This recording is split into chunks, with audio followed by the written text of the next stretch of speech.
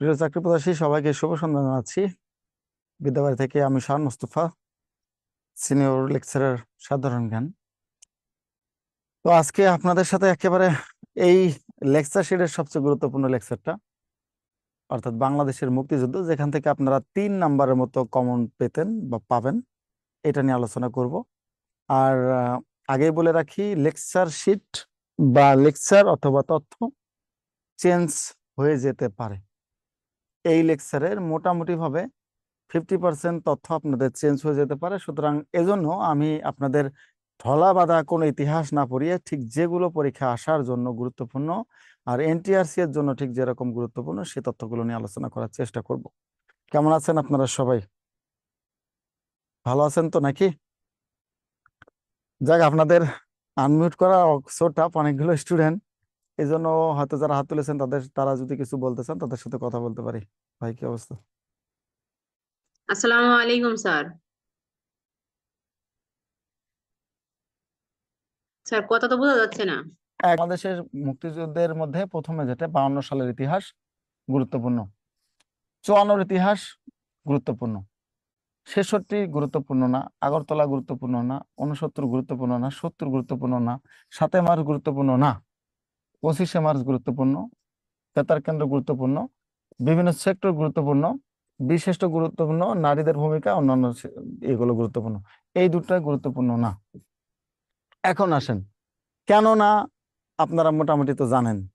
কারণ বিগত আমলে আমরা যে প্রশ্ন অ্যানালাইসিস করে দেখেছি যে এই জায়গাগুলো থেকে বেশি বেশি প্রশ্ন আসতো, আর বাকিগুলো স্কিপ হতো, মানে রিলেট করে প্রশ্ন আসতো। আপনি ভালো করে খেয়াল করে দেখেন, বাকিগুলো স্কিপ হতো। এখন যেটা কথা হচ্ছে, যেহেতু ইতিহাসটাই এখন অন্যরকম লাগতেছে এবং এই সরকারের মেন্টালিটি, এই সরকারের মোটিভ এবং আগামী যে আসতেছে তার মোটিভটা হচ্ছে সম্পূর্ণ ভিন্ন। সুতরাং আপনি যদি পাশ করার জন্য পড়তে চান তাহলে অবশ্যই আপনাকে এগুলো অযাচিত পড়া আর পড়া যাবে না, অর্থাৎ এগুলো এখন অযাচিত হয়ে যাচ্ছে। আর যেগুলো আপনি পড়েন নাই সেগুলো আপনার কাছে এখন গুরুত্বপূর্ণ মনে হচ্ছে বা গুরুত্বপূর্ণ দিয়ে পড়তে হবে। সো আমি যেগুলো টিক দিয়েছি সেগুলো আপনাদের পরীক্ষার জন্য এখন সবচেয়ে বেশি গুরুত্বপূর্ণ। আমরা এগুলোকে একটু বেশি গুরুত্ব দেব, আর যেগুলো আছে এগুলোকে একটু জাস্ট সামারাইজ করে যাব, কারণ ওগুলো থেকে প্রশ্ন আসবে না। ঠিক আছে, এগুলো থেকে প্রশ্ন আসবে না। আচ্ছা, সুমি আক্তার বলেছে। সুমি আক্তার, আপনি কোথায় লেকচার 3 পড়েছেন একটু বলেন দেখি। সুমি আক্তার, হ্যান্ড রাইজ করেন। সুমি আক্তার, হ্যান্ড রাইজ করেন। শুধু সুমি একাই দেখতেছি। হ্যাঁ সুমি, বলেন, এটা কি পড়ানো হয়েছে? জি স্যার, এটা লেকচার 3 তো স্যার আগের ক্লাসটাতে পড়ানো হয়েছিল। আপনি কোন ব্যাচ বলেন তো, একটু ব্যাচ নাম্বার বলতে পারবেন? স্যার ব্যাচ নাম্বার তো দেয়নি ভর্তির এই ওয়াইজ আপনাদের পড়াগুলো শেষ করতে হবে আর কি। সো আমি একেবারে আপনাদের আসার মতো তথ্যগুলোই লিখে দেব, একেবারে আসবে যেগুলো পরীক্ষায় আসে সচরাচর। যদিও ইতিহাস চেঞ্জ, তবে কোথা থেকে আসবে এটা মাথায় আমাদের সেট আপ হয়ে গেছে অলরেডি। এজন্য আপনারা ঠিক সেভাবে দাগায় নেবেন, তাহলে কাজ হয়ে যাবে, আর কোনো সমস্যা নেই। প্রথমে যদি আমরা আসি 52 সালের ভাষা আন্দোলন, ঠিক ভাষা আন্দোলন থেকে যেটা এখন আসতে পারে। আগে আমি বলেছি আগেরকার দিনের বাঘে খাইছে না, আগের দিনে বাঘে খাইছে, অর্থাৎ বাঘে খেয়ে ফেলছে দিন। এখন নতুন করে পড়তে হবে, এজন্য তথ্যগুলোকে নতুন করে আপনারা সবাই সামারাইজ করার চেষ্টা করবেন। প্রথমত যে প্রশ্নটা আসার সম্ভাবনা আছে আপনাদের, পুরো পাকিস্তানের কত পার্সেন্ট বাংলায় কথা বলতো, কত পার্সেন্ট উর্দুতে কথা বলতো, এটা হচ্ছে একটা। ঠিক আছে, এটা হচ্ছে একটা। 56.40% মানুষ তৎকালীন সময়ে বাংলা ভাষায় কথা বলতো পুরো পাকিস্তানে, আর মাত্র 3% মানুষ কথা বলতো উর্দু ভাষায়। তারপরেও তাদেরকে কেন আমাদের থেকে আলাদা করতে হবে, আমি কিছু মানে আমার মাথায় কাজ করে না। এবার আসেন যেটা আসার মতো প্রশ্ন, এই যে এই তিনটা প্রশ্ন সবচেয়ে বেশি আসার মতো। পাকিস্তানের গভর্নর জেনারেল কে ছিলেন? মালিক গোলাম মোহাম্মদ। পাকিস্তানের প্রধান মন্ত্রী হিসেবে কে দায়িত্ব পালন করেছিলেন? পূর্ব বাংলার মুখ্যমন্ত্রী কে ছিলেন? নুরুল আমিন। অর্থাৎ ভাষা আন্দোলনের সময় ঠিক কে কে কোন দায়িত্বে ছিলেন এটা পরীক্ষা আসে। আমরা যেহেতু ভাষা আন্দোলন নিয়ে পড়তেছি, আমরা সবাই ভালো করেই জানি ভাষা আন্দোলন কেন হয়েছিল, কি জন্য সংগঠিত হয়েছিল, কোন কারণে হয়েছিল। এগুলো আপনাদের আর ওভাবে আমাদের অ্যানালাইসিস করা দরকার নেই, যেহেতু আমরা জিস্ট পয়েন্টগুলো সুতরাং পড়াবো। এটাতে মাথা রাখতে হবে যে জিস্ট পয়েন্টগুলোই আমাদের পরীক্ষায় আসবে, আমাদের পাস করা আগে দরকার। এখন আসেন, ঘটনা প্রবাহ নিয়ে আমি কোনো কথা বলবো না, এখান থেকে এই তিনটা তথ্যকে সুন্দর করে মনে রাখবেন। আর 71-এ ঘটনা প্রবাহ কি হয়েছিল এটা আমরা কম বেশি সবাই জানি। এখান থেকে আর যে গুরুত্বপূর্ণ তথ্য আপনাদের আছে এগুলো লেকচার শিটে খুব বেশি একেবারে এত গুরুত্বের কোনো কারণ নাই, ঘটনা প্রবাহগুলো আমরা পরবর্তীতে দেখতে পাচ্ছি, সুতরাং এখান থেকে পড়বো। সবচেয়ে বেশি ইম্পর্টেন্ট হচ্ছে এই 4টা রাষ্ট্রভাষা সংগ্রাম পরিষদ, অর্থাৎ 4টা রাষ্ট্রভাষা সংগ্রাম পরিষদ এর জন্য গুরুত্বপূর্ণ। তার মধ্যে সবচেয়ে বেশি গুরুত্বপূর্ণ হচ্ছে প্রথমটা এবং শেষটা। কোনটা? প্রথমটা এবং শেষটা। তার সাথে সাথে আপনারা যেটা পড়বেন তমদ্দুন মজলিস পড়বেন। কোনটা পড়বেন? তমদ্দুন মজলিস। এই তমদ্দুন মজলিসটা এখানে নাই, এই জন্য এখান থেকে আমি লিখে দিচ্ছি। তমদ্দুন মজলিসটা পড়বেন। ভাষা আন্দোলনের প্রথম সংগঠন বলা হয় কাকে? ভাষা আন্দোলনের প্রথম সংগঠন বলা হয় তমদ্দুন মজলিসকে। এটা মূলত একটা সাংস্কৃতিক সংগঠন ছিল। কি ছিল? এটা একটা সাংস্কৃতিক সংগঠন ছিল। পরবর্তী সময়ে এটাকে চেঞ্জ করে এটার নেতৃত্বে ছিলেন গোলাম মাহবুব, কাজী গোলাম, সরি, এটা নেতৃত্বে ছিলেন, আমি একটু বলে দিচ্ছি, একটু সময় দেন। আচ্ছা, এখান থেকে আগে 4টার মধ্যে প্রথমে একটা নেন, এটাকে নেন। হ্যাঁ, এটাকে নেন। এই দুটার থেকে আমরা যতটুকু জানি এই দুটাকে বেশি বেশি মুখস্থ রাখবেন। আর এটা কিন্তু 43তম বিসিএস এ আসছিল, এটাও আসছিল মেবি 38তম বিসিএস এ। সো বিসিএস থেকে আপনাদের ম্যাক্সিমাম প্রশ্ন আসে, এই জন্য এটাকে মনে রাখতে হবে। আর প্রথম তমদ্দুন মজলিস যেটা বললাম আবুল কাসেমের নেতৃত্বে, এটা আপনারা এখানে লিখে নিতে পারেন, সমস্যা নেই। তমদ্দুন মজলিস, তমদ্দুন মজলিস আবুল কাসেম, এটা 2 সেপ্টেম্বর 1947 সালে গঠন হয়েছিল। কত সালে? 2রা সেপ্টেম্বর। অনেকে 1 সেপ্টেম্বর বলে, তবে এটা অথেন্টিক হচ্ছে 2রা সেপ্টেম্বর। 2রা সেপ্টেম্বর 1947 সাল এটা প্রথম তৈরি হয়েছিল আবুল কাসেমের নেতৃত্বে তমদ্দুন মজলিস। এটাকে সাংস্কৃতিক সংগঠন বলা হতো, সাংস্কৃতিক সংগঠন থেকে চেঞ্জ হয়ে এটা মোটামুটি হবে পরবর্তী সময় আমাদের ভাষা আন্দোলন বা ভাষার সংগঠন, ভাষা রক্ষার্থে সংগঠন তৈরি করা হয়েছে। এতটুকু এখানে মনে রাখেন। হ্যাঁ, বোঝা যাচ্ছে না? একটু সময় দেন আমাকে, আমি এটা করে দিচ্ছি, আপনাদেরকে সহজ করে দিচ্ছি। এবার আসেন, ঠিক এখান থেকে পরীক্ষায় আসার মতো আর কি তথ্য আছে? ভাষার শহীদদের পরিচয়, কত তারিখে কতজন শহীদ হলো এটা কোনো কথা না, কথা হচ্ছে প্রথম ভাষা শহীদকে, মোট ভাষা শহীদ কতজন, কোন ভাষা শহীদ কোথা থেকে পড়াশোনা করেছেন, এইগুলো আসে। প্রথমে যদি দেখি রফিক উদ্দিন আহমেদ, রফিক উদ্দিন আহমেদের এখানে পরিচয় আপনারা দেখতেছেন, জন্ম মানিকগঞ্জের সিংগাইর উপজেলায়। আর তিনি মূলত কোথায় ছিলেন? দেবেন্দ্রনাথ কলেজের প্রধান, মানে সে পড়াশোনা করেছেন। এই রফিক উদ্দিন আহমেদ সম্পর্কে যেটা মনে রাখবেন সেটা হচ্ছে সবচেয়ে গুরুত্বপূর্ণ, ভাষা আন্দোলনের প্রথম শহীদকে, ভাষা আন্দোলনের প্রথম শহীদকে রফিক উদ্দিন আহমেদ। ঠিক আছে, ভাষা আন্দোলনের প্রথম শহীদ হচ্ছে রফিক উদ্দিন আহমেদ। আর আবুল বরকত এবং শফিউর রহমানের ক্ষেত্রে যদি আমরা বলি, ভাষা আন্দোলনের প্রথম শহীদটাই শুধু মনে রাখা লাগবে। আর আর যে তথ্যগুলো আসবে সেটা হচ্ছে ভাষা আন্দোলনের ঢাকা বিশ্ববিদ্যালয়ের কজন ছিল। একটু সময় দেন, আপনি আসেন, সমস্যা নেই।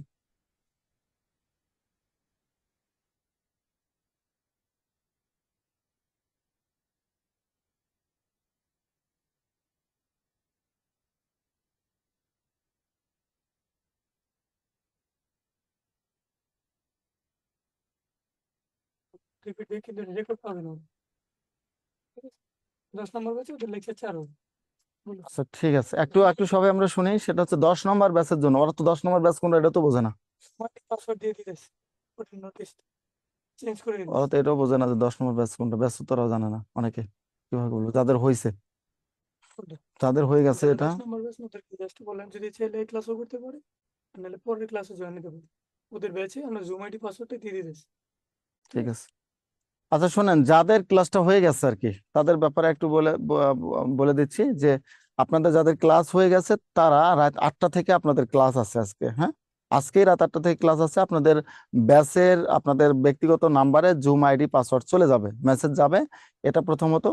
আর আমি যতটুকু শিওর 10 নম্বর ব্যাচে এটা আপনাদের ক্লাসটা হয়ে গেছে। 10 নম্বর ব্যাচ আপনারা চাইলে ক্লাস এখানে কন্টিনিউ করতে পারেন, 4 ঘন্টা ব্যাপী আমার সাথে থাকতে হবে। আর যদি না চান তাহলে আপনারা লিভ নিতে পারেন, আরটা আপনারা এন্ড করলেই হবে। হ্যাঁ, যেহেতু ক্লাস হয়ে গেছে সুতরাং আপনাদের যাদের কাজ আছে তারা আপনারা এই লিভ নিতে পারেন, তাহলে আপনাদের জন্য বেটার। অথবা যদি মনে করেন যে আমার ক্লাস করবেন, কন্টিনিউ করতে পারেন, কোনো সমস্যা নেই। ওকে, তাহলে আপনাদের মেসেজ চলে যাবে, আপনারা রাত 8টার দিকে চলে আসেন, 8টা থেকে আপনাদের সাথে আমার ক্লাস আছে। ক্লিয়ার সবাই? যারা 10 নম্বর ব্যাচ আছেন তারা মুভ করতে পারেন, 8টা থেকে আপনাদের ক্লাস আছে, 8টা থেকে শুরু হবে আর কি। ওকে, থ্যাংক ইউ সো মাচ।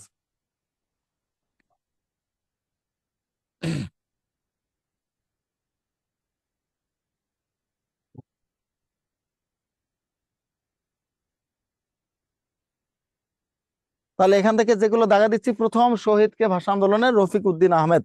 এরপর আসেন আবুল বরকত।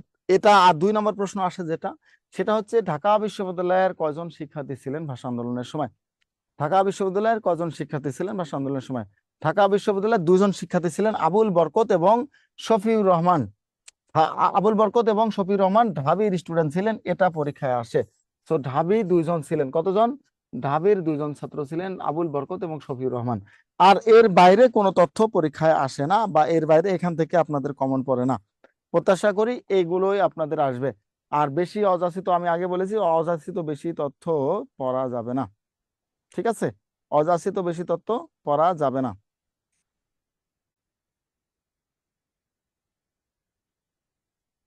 স্যার ঢাবির দুজন ছাত্রের কি কি নাম বললেন? একজন আবুল বরকত। আবুল বরকত এবং শফিউর রহমান 2জন। জি স্যার, শফিউর রহমান। 10 নম্বর ব্যাচ তো বলেছি, 6টা থেকে যেটা ছিল এটা ভুলবশত উল্লেখ ছিল, আপনাদের বারবার বলে দিলাম আমি। আপনাদের ক্লাসটা 8টা থেকে। আর বলা আছে যে 21শে ফেব্রুয়ারি মারা যায় 4জন, 22শে ফেব্রুয়ারি মারা যায় 4জন। এগুলো কখনো পরীক্ষা আসে না, এগুলো নিয়ে চিন্তার কোনো কারণ নাই। আমি শুধু আপনাদের জিস্ট পয়েন্ট বা পরীক্ষা আসার মতো যেগুলো, এগুলো বলবো। এরপর আসেন ভাষা আন্দোলনের আন্তর্জাতিক স্বীকৃতি থেকে প্রশ্ন আসে, ঠিক আছে? ভাষা আন্দোলনের আন্তর্জাতিক স্বীকৃতি থেকে প্রশ্ন আসে। এখান থেকে আপনাদের যেটা আপনারা পড়তে হবে, আপনাদের যদি আমি বলে দেই যে ভাষা আন্দোলনের জন্য স্বীকৃতি পেয়েছে কোন কোন প্রতিষ্ঠান, বা কে আমাদের কখন স্বীকৃতি দিয়েছে, এখান থেকে 4টা প্রশ্ন আসে। সেটা হচ্ছে, কত সালে ইউনেস্কো বাংলা ভাষাকে স্বীকৃতি দেয়? 1999 সালে 17ই নভেম্বর। আর কততম বৈঠকে? 30তম বৈঠকে। এরপর আসেন যে কত সাল থেকে 188টা দেশ আমাদের ভাষা দিবস পালন করে? 2000 সাল থেকে 180টা দেশ আমাদের ভাষা দিবস পালন করে।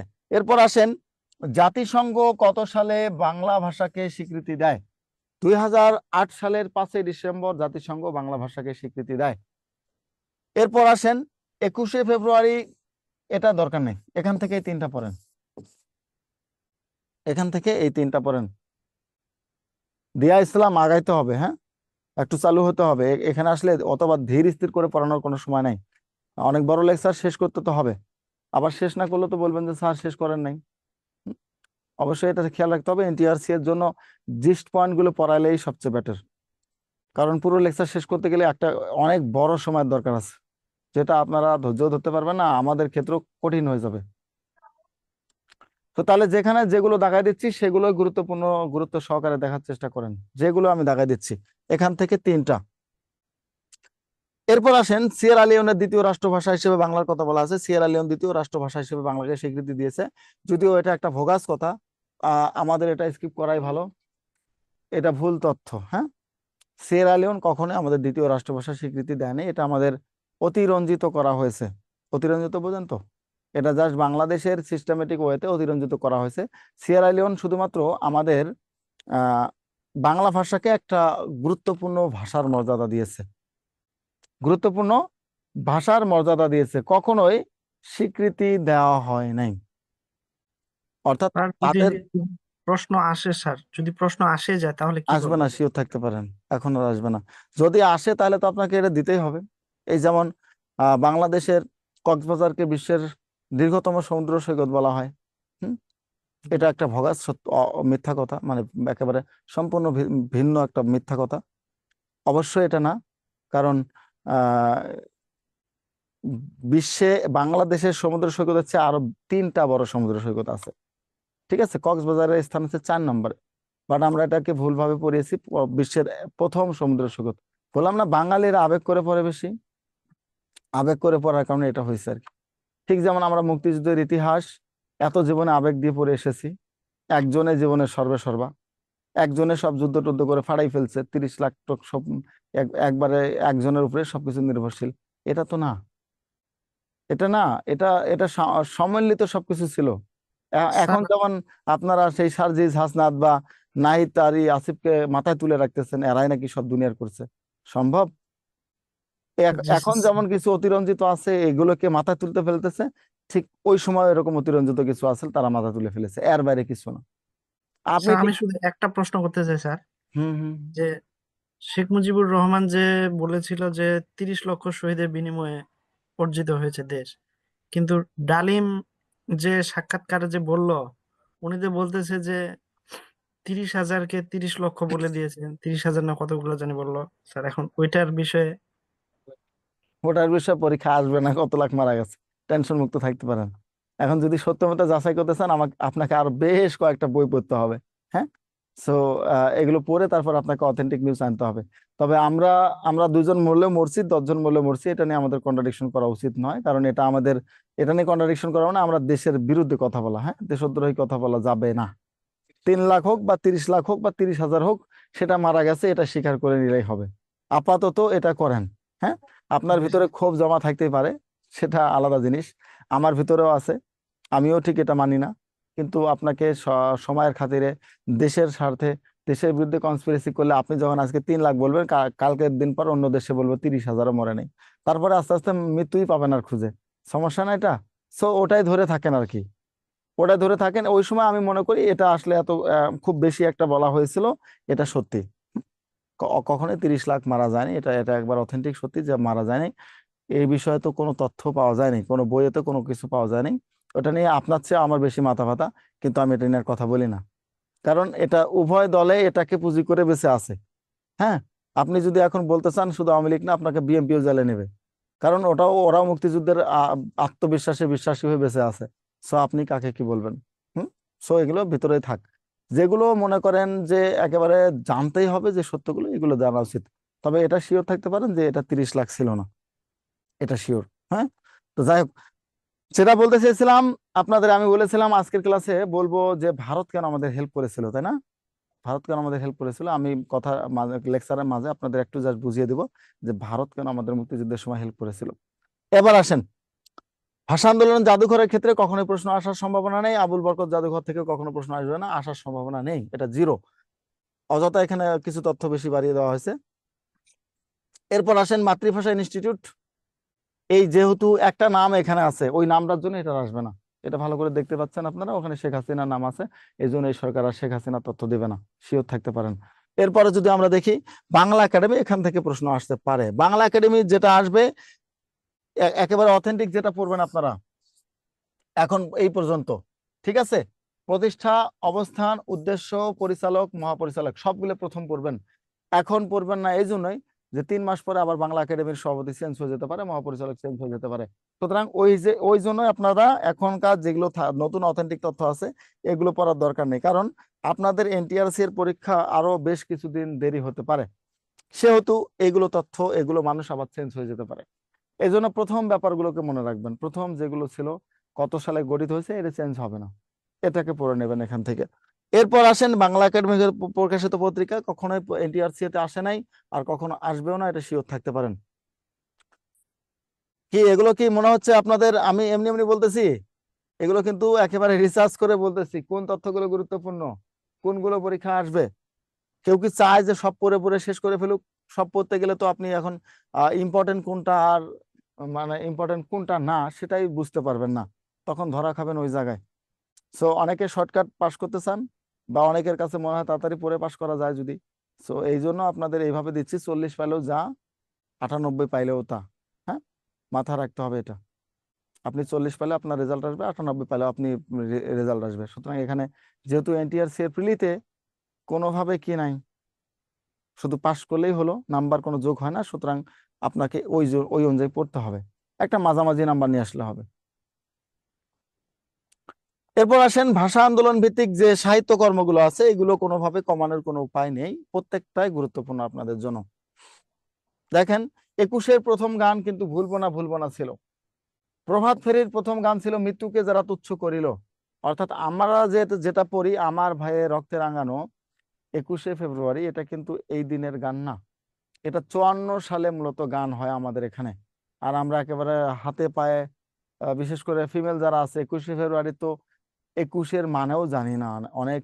আমরা আছি জেনারেশন জি, না জেনারেশন জি এর সদস্য যারা আছে, হয়তোবা আপনারা একটা জায়গাকে চেঞ্জ করে দিয়েছেন, একটা সবকিছু চেঞ্জ করে দিয়েছেন।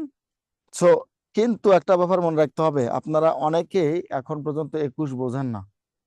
21 কি?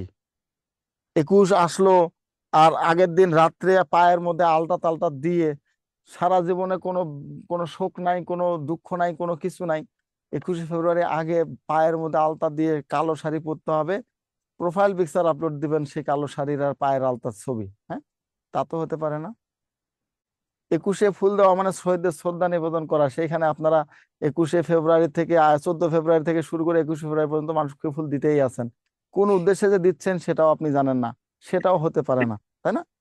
অনেক ক্ষেত্রে এরকম হচ্ছে না আমাদের, হচ্ছে কিন্তু। 21 মানে হচ্ছে শোকের দিন, অথচ আমরা ডিজে গান বাজাই। যেই ভাষা আন্দোলনের জন্য জীবন দিয়েছে সেই ভাষাকে ভুলে গিয়ে হিন্দি গানে নাচানাচি করে, বক্স বাজিয়ে, ট্রাকে করে, বাসে করে নিয়ে দৌড়াই আমরা পিকনিক করার জন্য। 21-এর মানে বুঝি না, তাই না? 21-এর মানে বুঝি না। একটা গান আছে, ওরা মাকে বলে মাম্মি আর বাবাকে বলে ড্যাড, দাদিকে বলে ডাকে গ্রান্ডমা, বলে দেখ বাংলা দেখ। ওরা ইংরেজিতে বললে কথা নিজেকে ভাবে ধন্য, আমি হাসবো না কাঁদবো 52 তোর জন্য। এটা কিন্তু এমনিতে বলে নাই। হ্যাঁ, আমরা যে বাংলার জন্য জীবন দিয়েছি, বাংলার জন্য সব বিসর্জন দিয়েছি, বাংলাকে ভুলে গিয়েছি। এখন 10টা কথার মধ্যে যে 7টা কথা 8টা কথা ইংরেজিতে বলতে পারে তাকে আপনি স্মার্ট ভাবেন, তার মতো খ্যাত আল্লাহর দুনিয়ায় নেই। তার মধ্যে দেশপ্রেমের দড়াও নেই, আপনি শিওর থাকতে পারেন। ঠিক আছে, আপনি ঠিক সহজ বাংলায় যদি ভালোভাবে উচ্চারণ সহকারে বাংলা দিয়ে কথা বলতে পারেন, আপনি হচ্ছেন সঠিক, আপনি সঠিক। এই জন্যই কবি এটা বলেছে, এই জন্য এরকম গান হয়। প্রাইভেট ভার্সিটি আর ইংলিশ মিডিয়ামে ওদের শিক্ষা ওদের দীক্ষা, লক্ষ টাকার দামে। কম্পিউটার ইন্টারনেট খেলে ওরা গেম, বাংলার খাল বিলের সাথে হয় না তাদের প্রেম। ঠিক আছে, এটাই হচ্ছে বর্তমান যুগ। প্রাইভেট ইউনিভার্সিটিতে আমরা পড়াশোনা করি, আমাদের আর কি নেই, লক্ষ টাকা খরচ করি, এরপর গেম খেলি সারাক্ষণ ফোনে। বাংলার খালবিল কি, কোথায় খাল গেলে এই যে যৌবন আমরা যে করেছি, ছোট্ট একটা কোথাও হলে সকালবেলা উঠে দৌড়াইছি, দৌড়ানোর পর কোথায় মাছ ধরা যায়, মাছ ধরে এনে সারাদিন না, এক দুপুর মাছ ধরে এনে সেই মাছটা ভেজে খাওয়ার যে স্বাদ, আপনি পৃথিবীর সব মাছ কিনে এনে খান, এই স্বাদ পাবেন না। পৃথিবীর সব মাছ কিনে এনে খান, এই স্বাদ পাবেন না। ওই যে আপনি নিজ হাতে যে মাছটা ধরলেন, নিজ হাতে যে মাছটা নিয়ে আসলেন, ওটা ধরে যে দুপুর বেলায় শীতের দিনে তপ্ত রোদে রোদে বসে গরম ভাত দিয়ে যখন আপনি ওই মাছটা খাবেন, এই স্বাদ আপনার পৃথিবীর যত অমৃত নিয়ে আসি দেখ, আপনি এই স্বাদ পাবেন না, 100% গ্যারান্টি দিয়ে বলতেছি। সে বাংলাকে আমরা ভুলে গেছি, ঐতিহ্য আমাদের মধ্যে নেই। গ্রাম অঞ্চলে গেলে আপনারা দেখবেন দোকান ঘাট যেখানে আছে সেখানে সবাই বসে মোবাইল গেম খেলতেছে। মোবাইল গেমে এতটাই আসক্তি যে দল বেঁধে বেঁধে মোবাইল গেম খেলে, অথচ তার সামনে প্রকৃতি বসে আছে, তার সামনে প্রকৃতিকে কতভাবে উপভোগ করা যায় সেটা তার মধ্যে নেই। বিকাল হলে খেলতে যেতাম, খেলার পরে ফুটবল খেলি, ক্রিকেট খেলি, বা ভলিবল খেলি, হাডুডু খেলি, আর গোল্লা শুট খেলি। হাঁটু কিন্তু কোনোভাবেই মাটি থেকে দূরে যেত না, তাই না? আপনারা যারা 30 আপ আছেন তারা ঠিক এটাকে অনুধাবন করতে পারবেন, যারা গ্রামে বড় হয়েছেন। হাঁটু মাটি থেকে দূরে যেত না, হাঁটু পর্যন্ত মাটি ভরে নিয়ে আসতাম হাতের কবজি থেকে। কোনো মতে বাসায় এসে টিউবওয়েল আছে আমাদের, আপনাদের মতো মোটর এরকম টিউব ছিল না, এরকম প্যাড ট্যাপ ছিল না যে ট্যাপ দিলে আমার হয়ে গেল, এরকম গরম পানির ব্যবস্থাও ছিল না। টিউবওয়েলে সুন্দর করে হাত মুখ ধুয়ে গিয়ে পড়তে বসতাম। নো ইলেকট্রিসিটি, নো স্মার্টফোন, রেডিওটা পর্যন্ত অনেকের ছিল না, সেই জায়গায় পড়তে বসতাম জি স্যার, হারিকেন তখন জ্বালিয়ে। তো ছিল হ্যারিকেন আর কুপি হ্যাঁ, স্যার, হারিকেন মোমবাতি। জ্বালিয়ে সেটা করতাম, তাই না? জি স্যার। হারিকেন জ্বালিয়ে পড়তাম, হারিকেন প্রত্যেকদিন সন্ধ্যাবেলার আগে পরিষ্কার করতে হতো। সেই যুগকে চিন্তা করেন না কেন? সেই যুগকে একবার চিন্তা করেন, আপনার আমার সেই ছেলেবেলাটার মধ্যে কতটা ডিস্টেন্স। রাত 10টা হলে মনে হতো দুনিয়ার সব রাত এসে এখানে জমে হয়ে গেছে। একটা ইঁদুর দৌড় দিলেও বোঝা যেত দূর থেকে। শিয়াল আসতো, শিয়ালের ডাক গ্রামের অন্য পাশ থেকে, এই পাশে শিয়াল এই পাশে শিয়াল আসতো, ডাক আসতো। মানুষ দূর থেকে একটা হাঁক দিলেও শোনা যেত, যেত না? শিয়ালের ডাকে ভয়ে মনে হয় ঘুমাই যেতাম, রাত 11টার মধ্যে ঘুম শেষ। আপনাদের মতো রাত 4টায় কেউ ঘুমাইতো না, রাত 11টার মধ্যেই সব শেষ, ঘুমাই যেতাম। সকালে ফজরের সময় তাড়াহুড়ো করে উঠি, নামাজ পড়ি আর না পড়ি, ফজর হলেই সকাল। আবার শীতের রাত, শীতের সকাল, রাস্তায় স্যার, যেতাম। হুম, স্যার আগে তো সন্ধ্যা হলে ঝিঝি পোকা ডাকতো, এখন তো আর ডাকে না। এখন ভাই বসন্তকালে কোকিল ডাকেন, আপনি বুঝতেছেন না? অবস্থাটা কি? সো এটা ছিল শৈশব, এটা ছিল শৈশব। সকালবেলা উঠে যেতাম ভাপা পিঠা, গ্রামের বা রাস্তা দিয়ে মেঠো পথ দিয়ে ভাপা পিঠা বিক্রি করতে যেত মানুষ হাঁড়িতে করে। হ্যাঁ, কেউ যেত খেজুরের রস নিয়ে, একটা ভাপা পিঠার দাম 2 টাকা থেকে 5 টাকা ছিল। এটা খেয়ে পেট ভরে যেত। একটা ভাপা পিঠা সকালবেলা খেতাম, খেলে দৌড় দিতাম গিয়ে মার্বেল কোথায় আছে, মার্বেল খেলতে হবে, মার্বেল নিতাম, নিয়ে খেলতাম বন্ধুদের সাথে। এখানে কোনো আপনাদের মতো কোনো মাইন্ড ছিল না, ছেলে মেয়ে কোনো মাইন্ড নেই। 8-10 বছর 12 বছর ছেলে মেয়ে একসাথে আমরা ঘোরাফেরা করেছি, কোনো প্রকার আমাদের মধ্যে ওরকম সেন্স ছিল না। ঠিক আছে, পার্টনার হিসেবে ইউজ করতাম, মার্বেল রাখতো, কোনো সময় বড়ই রাখতো, বড়ই দিয়ে খেলতাম। জীবনের মানে হিস্ট্রি আপনাদের বলতেছি, দ্যাট ইজ লাইফ। এটাকে বহন করেছি। গ্রামের আবার দুপুরবেলা চলে এসেছি, এসে কোনো মতে পুকুরে যা ঝাঁপ দিয়ে গোসল করে এক নিঃশ্বাসে, মানে নিঃশ্বাস বন্ধ করে গোসল করেছি শীতের সময়, এক নিঃশ্বাসে আবার উড়ে আসছি, কারণ ঠান্ডা যেন না লাগে। হ্যাঁ, ঠান্ডা যেন না লাগে। এসে বাড়িতে এসে আমারই তপ্ত রোদে ভাত খাওয়া, রোদে আসি, কারণ ঠান্ডা লেগে গেছে, কম্বলের নিচে আর ঢোকার কোনো ওয়ে নাই। সেখান থেকে বের হয়ে বিকাল হলো, 2টা-3টা বাজলো, গেলাম খেলতে, ক্রিকেট খেললাম, ফুটবল খেলে আবার সন্ধ্যা এসে আবার সুন্দর করে পড়াশোনা শুরু করলাম। দ্যাট ইজ, এটা আমাদের লাইফ ছিল। যারা 30 আপ, জেনারেশন ওয়াই, এখন তো জেনারেশন জেড, জেটের যুগ, জেনারেশন জি এর যুগ, এখন 4টা জেনারেশন চলে এসেছে। জেনারেশন ওয়াই, হ্যাঁ, জেনারেশন এক্স, এক্স আমাদের আগের, জেনারেশন ওয়াই হচ্ছে আমরা যারা 27-এর উপরে আমাদের যাদের বয়স, তারা হচ্ছে জেনারেশন ওয়াই। আর আপনারা যারা আছেন 27-এর নিচে, তারা আছেন জেনারেশন জেড, মানে জেনারেশন বা জি বলা হয়। আর 12 সালের পরে যারা জন্মগ্রহণ করেছে, তারা হচ্ছেন জেনারেশন আলফা।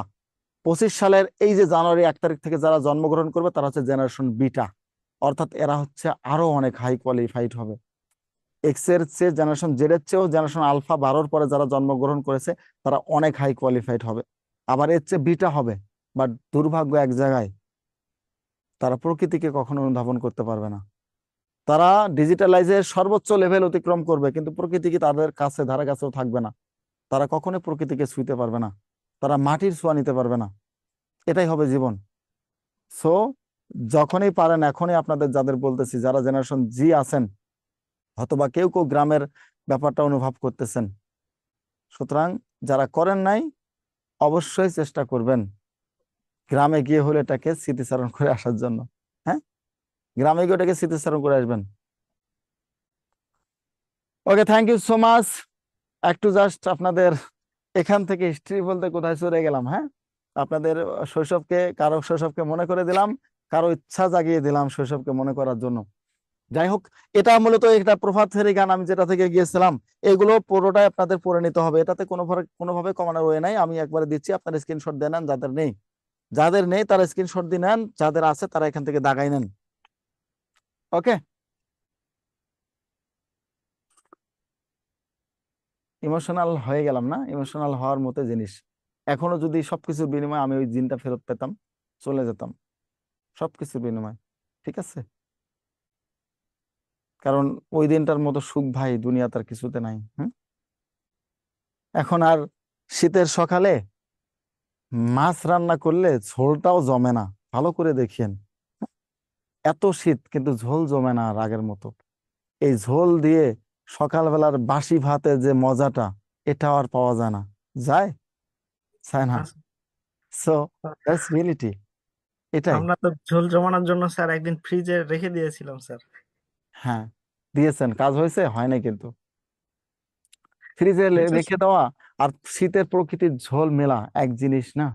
হ্যাঁ, তো যাই হোক, এটা আপনারা নিয়ে নেন। এখান থেকে আমি বলেছি আগে, যেগুলো শুধুমাত্র আসার মতো তথ্য, আমি এগুলো আপনাদের পড়াবো। এখান থেকে আসেন, কেন্দ্রীয় শহীদ মিনার থেকে আপনাদের পরীক্ষা প্রশ্ন আসে।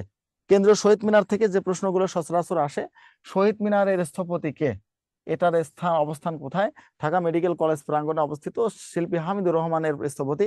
আর মিটার টিটার এগুলো কখনোই আসে না। এখান থেকে 2টা পড়বেন, এখান থেকে, হ্যাঁ, এখান থেকে 2টা পড়বেন।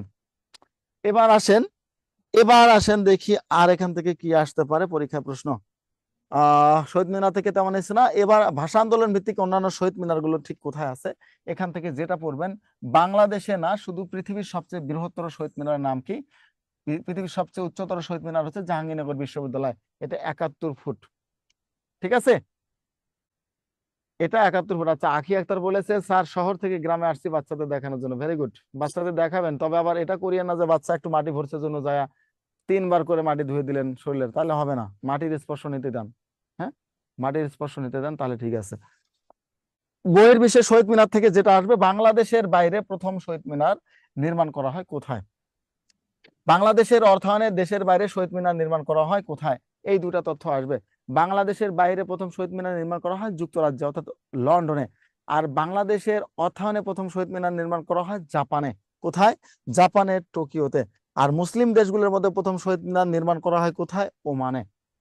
মুসলিম দেশগুলোর মধ্যে প্রথম শহীদ মিনার কোথায় নির্মাণ করা হয়? ওমানে। ঠিক আছে, এখান থেকে 3টা। জি খালেদা আক্তার, আপনার কি কমেন্ট করছেন ভাই? আমি তো জানি না, আপনার কমেন্ট আমি দেখিনি, কারো কমেন্টে ঠিক দেখিনি। হ্যাঁ খালেদা, আপনার কমেন্ট দেখতে পাচ্ছি। টেনশনের কারণ নেই, আপনারা কমেন্ট করতে পারেন আপনাদের যে কোনো সমস্যা হলে, আমি দেখতেছি। হ্যাঁ, আসসালামু আলাইকুম স্যার। হ্যাঁ আমি ওয়ালাইকুম একটা কথা সালাম। বলতে চাই যে আমি তো মানে ইয়া নেই নেই লেকচার শিটটা নেই নেই, ঠিক আছে? এখন কি করতে হবে? লেকচার শিট নিতে হবে? ভাই লেকচার শিটটা নিলে ভালো হয়, কি লেকচার শিটের সাথে সাথে দাগাই নিচ্ছেন, আপনার পড়াটাও হয়ে যাচ্ছে। এখানে আর কয়টা টাকা যায়, এটা একটা কিনে ফেলেন। হ্যাঁ, আপনাদের স্যার আপনার ভালো নিজ জন্যই জেলা বলতেছি। কোনটা স্যার? হ্যাঁ হ্যাঁ। স্যার আপনার নিজ জেলা কোনটা স্যার? কেন আমার নিজের জেলা সম্পর্কে এত কিউরিসিটি কেন বলেন তো? না স্যার, এই যে আপনি গ্রামের কথা বললেন না, এজন্য আর কি স্যার, আমি যদি ভাই বলতেন একেবারে তাহলে। অজপাড়া একটা গ্রাম, আমার গ্রামে আমার বাড়ি হচ্ছে রৌমারী, কুড়িগ্রাম, নাম শুনেছেন? তাই নাকি স্যার? আমাদের স্যার লালমনিরহাট। আমারও তো স্যার গ্রামে, আমার বাড়িতে স্যার অনেক মানে এসে নিচে আর কি স্যার, আমার খুলনার একেবারে পাইকের সাথে বর্ডার শুনছেন। এলাকা, বর্ডার এলাকার ভিতরে বসবাস করেছি, বড় হয়েছি সেখান থেকে। একেবারে বলা যায় যে ওর ওর বাইরে আর কিছুই নাই। না বুঝছি স্যার স্যার, আমি বুঝছি, রোমানি আমার বাড়িও গিয়েছিলাম তো স্যার স্যার, অনেক। অনেক সুন্দর স্যার। চিল্লা হ্যাঁ গেছিলাম, হ্যাঁ। 40 দিন চলে গেছিলাম। গেছিলাম স্যার আমি। আচ্ছা স্যার আচ্ছা। আসলে মানে গ্রামের পরিবেশ অসাধারণ, এক কথায় স্যার, রোমানিতে গেছিলাম স্যার। অসাধারণ পরিবেশ। অসাধারণ পরিবেশ না? ভালো জায়গায় গেলে স্যার স্যার গ্রাম আমার থেকে বাড়ি ভালো স্যার জায়গায় গ্রামে আর কি, আমি ওই দাদা কাদামাটি স্যার, থেকেই বড় হয়েছি স্যার। হ্যাঁ, এটা তো ওই যে ওটা দেখে মনে হলো আপনাদেরকে বলার উদ্দেশ্য হচ্ছে এটা যে আমরা ঠিক কতটুকু প্রকৃতি পাচ্ছি আমরা, এই জন্য আসলে মানুষের স্যার, মেধা শক্তি বৃদ্ধি পায় গ্রাম থেকেই স্যার স্যার বেশি আমার বাড়ির শহর পাশে চাইতে। স্যার ইহা বড় বড় স্যার বিল মাঠ আছে, খাল আছে, আর আমার ষষ্ঠটা বঙ্গোপসাগরের স্যার কূলে স্যার আপনি আমার বাড়ি। সাধারণ কন্টিনিউ নিবেন না সাজ্জাদ স্যারই নিবে স্যার, এটা একটু জানতে চাচ্ছিলাম। সাধারণ জ্ঞান আমি বাংলাদেশ বিশ্ববিদ্যালয় নেব, সাজ্জাদ স্যার মেবি আন্তর্জাতিক নেবেন। স্যার আপনার দুইটা নিলে ভালো হবে। না না না। স্যার আপনি ওই আন্তর্জাতিকটা নিলে বেশি ভালো হইতো স্যার। জি আচ্ছা স্যার, ভাই ভাই, এখন এগুলো নিয়ে তো কথা না আমার বলে প্লিজ। পছন্দ এই যে নেই, আপনাদের আপনি আমি মিউট করে দিলাম আবার, কিছু মিউট করে দিচ্ছি, একটা সবাই কথা প্রশ্ন বলতেছে। ছিল।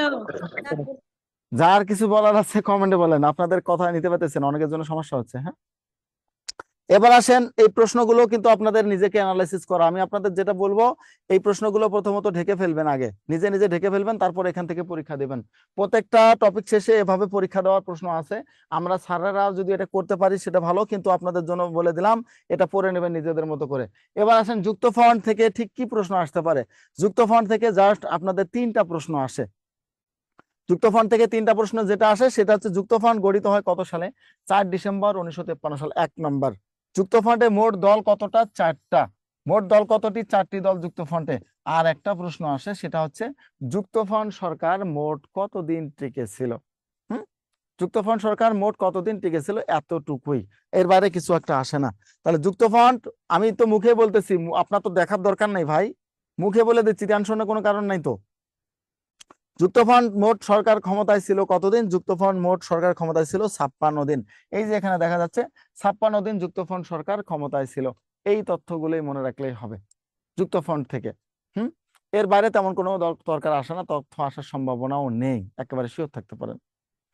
এরপর যদি আপনাদের বলি, যুক্তফ্রন্টের পরে পরে যেটা আপনাদের জন্য গুরুত্বপূর্ণ, কাকমারি সম্মেলন। এই কাকমারি সম্মেলন, আজকে আমরা যেটা বললাম, এই কাকমারি সম্মেলন কিন্তু গুরুত্বপূর্ণ একটা সম্মেলন। এটা কোথায় হয়েছিল? টাঙ্গাইল জেলার সন্তোষে হয়েছিল। এখানে প্রধান অতিথি ছিলেন হোসেন শহীদ সোহরাওয়ার্দী, আর প্রধান এজেন্ডা ছিল পূর্ব পাকিস্তানের স্বায়ত্তশাসন এবং বৈদেশিক নীতির কথা বলা হয়েছিল।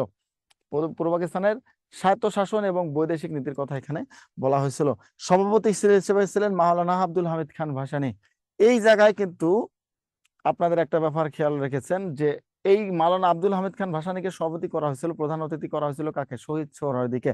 এই শহীদ সোহরাওয়ার্দীর মাধ্যমে ভাসানী তাকে জিজ্ঞাসা করেছিল যে তুমি পাকিস্তানের শাসনতন্ত্র কি মেনে নিচ্ছ কিনা বা স্বায়ত্ত শাসনের ক্ষেত্রে কি, তখন তাকে বলেছিল সোহরাওয়ার্দী ইয়েকে বলেছিল, মাওলানা ভাসানীকে বলেছিল না, হামিদ খান, আব্দুল হামিদ খান শহীদ সোহরাওয়ার্দীকে বলেছিল যে শহীদ, তুমি যদি আমাকে আমার বুকে অস্ত্র গুলি ধরেও যদি বলো যে এটা মেনে নিতে হবে শাসনতন্ত্র, আমি মানবো না। আমি বলবো না, আমি মানবো না।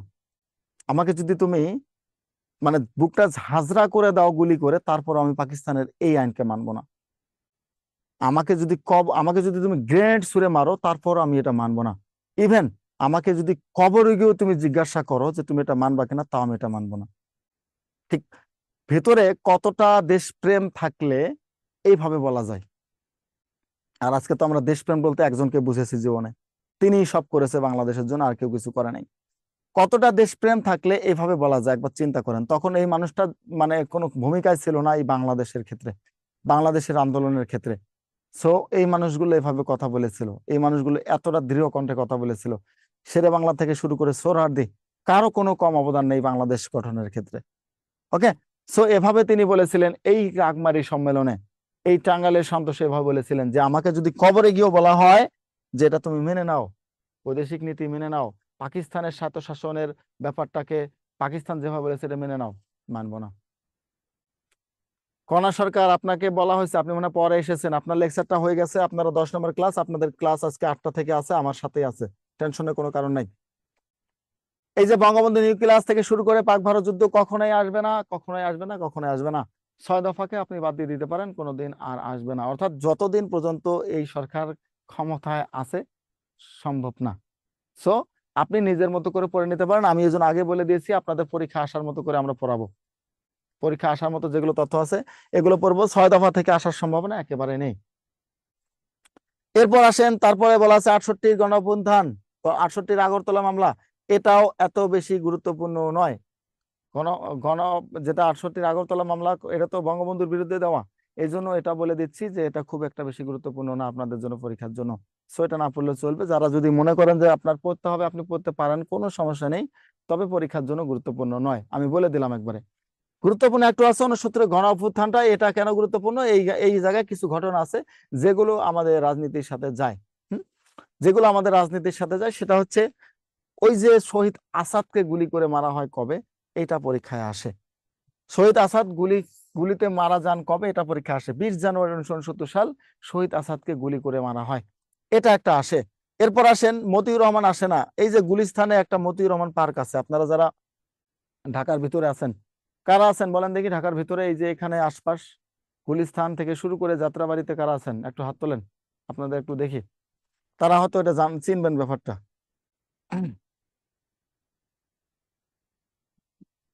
কেউ আছেন এই এলাকার, গুলিস্তান, যাত্রাবাড়ি, ঢাকার ভেতরে, নীলক্ষেত অথবা কি বলবো ড্যামরার কোথায় আপনি, তাহমিনা, কে কে আছেন দেখি একটু শুনে। ধানমন্ডিতে আছেন, আচ্ছা, ভেরি গুড। ঢাকার ভেতরে যারা আছেন তারা মূলত এই ব্যাপারগুলোতে বেশি পরিচিত না, স্টাফ কোয়ার্টার। আচ্ছা আচ্ছা, আপনি আমার কাছেই থাকেন মোটামুটি। মিরপুরে আছে সালমা, কালাম হোসেন, উত্তরা। ঢাকার ভিতরে জনগণ খুব কম। ঢাকার ভিতরে জনগণ কম, গ্রামেরই ম্যাক্সিমাম আপনারা, আমার মনে হয় গ্রামেরই সবচেয়ে বেশি আপনারা এখানে বসবাস করেন। লালবাগ, বাপরে বাপ, কে লালবাগ এটা দেখে একটু শুনি। বদরুজ্জামান, আপনি লালবাগের, এখানে কাছের, আপনি তো এসে দেখা করে যেতে পারেন এখানে। আগারগাঁও, প্রজাতি, ঢাকার ভেতরেই। তার মানে কম বেশি আপনারা ধানমন্ডির অনেক দেখতেছি আমি, ধানমন্ডির অনেকে আছেন, এই দিকটায় বেশিরভাগ আপনারা থাকতেছেন। এখানে মোটামুটি 200-250 জনের মধ্যে বলা যায় যে 20 জনের মতো ঢাকার ভিতরে, আর সব বাইরে, ঢাকা থেকে বাইরে আছেন মোটামুটি ভাবে। ওকে, যেটা বলতে চাচ্ছিলাম, এই যে মতিউর রহমান পার্ক যেটা আছে, যারা ওইদিকে ড্যামরার দিকে থাকেন তারা চিনবেন, গুলিস্তানে মতিউর রহমান পার্ক, এই মতিউরের ইয়েটাই কিন্তু তৈরি, সেখানে তাকে গুলি করে মারা হয়েছিল। আর আপনারা আসাদ গেটের নাম শুনেছেন, আসাদ গেট এখন যেটা, সেখানেই শহীদ আসাদকে গুলি করে মারা হয়েছিল। সো দুটা নাম দুটা জায়গার সাথে পরিচিত হয়ে আছে এখন পর্যন্ত, এটা এভাবে মনে রাখবেন। শহীদ আসাদ কবে হয়, 20 জানুয়ারি 1969 সাল। এই পাশে যেটা গুরুত্বপূর্ণ সেটা হচ্ছে রাজশাহী বিশ্ববিদ্যালয়ের শামসুজ্জোহা যিনি আছেন, রাজশাহী বিশ্ববিদ্যালয়ের শিক্ষক শামসুজ্জোহা, তিনি কত সালে পুলিশের গুলিতে নিহত হন, কত তারিখে, 18 ফেব্রুয়ারি 1969 সাল। ঠিক আছে? 18 ফেব্রুয়ারি 1969 সাল, কাজলায় থাকে। 18 ফেব্রুয়ারি 1969 সালে মূলত শামসুজ্জোহা যেটা বলা আছে, তিনি পুলিশের গুলিতে নিহত হন। এই যে এই কটা তথ্য শুধু মনে রাখার চেষ্টা করবেন সবাই। হুম, এই কটা তথ্যই শুধু মনে রাখবেন, এর বাইরে তো কোনো তথ্য তেমন একটা গুরুত্বপূর্ণ না বা পরীক্ষা আসবে না। 70-এর নির্বাচন আগে বলে দিচ্ছি, 70-এর নির্বাচন যেহেতু আওয়ামী লীগ কেন্দ্রিক ছিল, এই জন্য এটা থেকে আসার সম্ভাবনা কম, মানে খুবই কম, একেবারে নাই বলে চলে। কারণ আপনি বিগত 16 বছর 17 বছর একটু এই করে দেখেন তো, কোনোদিন কি বিএনপি নিয়ে কোনো প্রশ্ন আসছিল? বলতে পারবেন কারো কারো জানা মতে? মনে হয় আসে নাই। যেহেতু আসে নাই, সুতরাং আপনি মানে শিওর থাকতে পারেন যে এই কত বছর আবার এনাদেরকে নিয়ে আসবে না, এই কত বছর আওয়ামী লীগ সরকারকে নিয়ে প্রশ্ন আসবে না। এই জন্য বলেছি যে সাধারণ জ্ঞান হয়তো চেঞ্জ হবে না, কিন্তু সাধারণ জ্ঞান উল্টো পড়তে হবে, এখন আপনাদের একটু ভিন্নভাবে পড়তে হবে। যারা বুঝতেছেন তারা কম পড়লে শেষ হয়ে যাবে সাধারণ জ্ঞান এখান থেকে, মানে খুবই কম পড়তে হবে। আর যারা বোঝেন নাই তাদের বুঝাই দিলেই হবে, এতটুকুই ডিফারেন্স। হুম, সো ওইভাবে পড়লে আশা করি, প্রত্যাশা করি যে আপনাদের কাজ হয়ে যাবে, আশা করি। যাক, তাহলে এখান থেকে 70-এর নির্বাচন আমরা পড়ার খুবই দরকার একটা নেই। এখন আমরা ডিরেক্ট চলে যাব মার্চ মাসে। মার্চ মাস থেকে আপনার ঠিক কি আসতে পারে? মার্চ মাস থেকে আমি আপনাদের লিখে দিচ্ছি, 7 মাসটা দরকার নেই এখানে, 25শে মার্চও তেমন একটা গুরুত্বপূর্ণ না, আমি আপনাদের মার্চ মাস লিখে দিচ্ছি। এই স্বাধীনতার ঘোষণাপত্র থেকেও আপনাদের তফাৎ হবে। কয়েকদিন আগে আপনারা দেখেছেন যে স্বাধীনতার ঘোষক কাকে বলা হয়েছে? বাংলাদেশ বিশ্ব পরিচয় বইয়ে নতুন করে স্বাধীনতার ঘোষক হিসেবে জিয়াউর রহমানের নাম চলে এসেছে, জিয়াউর রহমানের নাম চলে এসেছে। সুতরাং আপনাদের এখন থেকে আবার জিয়াউর রহমানের নাম লিখতে হবে, যে 71-এর স্বাধীনতার ঘোষণা দেন কে? জিয়াউর রহমান। কোনো উপায় নেই, কোনো উপায় নেই, আমরা অসহায়, অসহায় নাকি, একেবারে অসহায় হয়ে পড়েছি। যার যখন যেটা মনে চাবে, গরিবের ভাবির অবস্থা আর কি, যেটা বলা হয়, যেমন যার মনে হচ্ছে আমাদের তেমন ভাবে তারা কি করতেছে, চেঞ্জ করে দিচ্ছে। আর আমরা যারা সাধারণ স্টুডেন্ট আছি, আমাদের অবস্থা ভোগান্তি, সাধারণ জ্ঞান পড়তে পড়তে অসাধারণ হয়ে যাচ্ছি, কিন্তু সাধারণ জ্ঞান আর শেষ হচ্ছে না, তাই না? তো যাই হোক, এটা পড়তে হবে এখন থেকে, জিয়াউর রহমান হিসেবে পড়বেন স্বাধীনতার ঘোষক। ঠিক আছে? এখানে বেশ কিছু তথ্য আছে স্বাধীনতার ঘোষক হওয়ার পেছনে, কিছু ওরা যৌক্তিক যুক্তি আছে, আর সেটা না হয় আজকে নাই বলি, অন্য কোনো একদিন আবার সময় পেলে বলবো। এখান থেকে মার্চ থেকে যেটা পড়বেন, মার্চ, প্রথম হচ্ছে 2 মার্চ, 3 মার্চ, এরপর হচ্ছে 19শে মার্চ, এরপর হচ্ছে 25শে মার্চ, এরপর হচ্ছে 26শে মার্চ। এই কটা এখন মনে রাখতে হবে। হুম, এই কটা মনে রাখতে হবে। হ্যাঁ, রাজায় রাজায় লড়াই হয়, উলু খাগড়ার প্রাণ যায়। আচ্ছা আচ্ছা, হ্যাঁ, কণা সরকার ঠিক বুঝেছেন, রাজায় লড়াই হচ্ছে, উলু খাগড়ার প্রাণ যাচ্ছে, আমরা লাবতে চিপায় পড়ে মরে যাচ্ছি, আম দুধে মিশে যাচ্ছে, লাবত থেকে আটিটা শেষ। হ্যাঁ, আটির 12টা বেজে যায়, ছিটকে যায়, ঠিক আমরা হচ্ছি তেমন, তাই না? এনি ঠিক বলেছি তো? এনি ক্লাসে তো দেখি না আপনারা, খালি এই ক্লাসে দৌড়াচ্ছেন, আসল ক্লাস করেন না। এবার আসেন 2 মার্চ, পতাকা উত্তোলন দিবস, পতাকা উত্তোলন দিবস।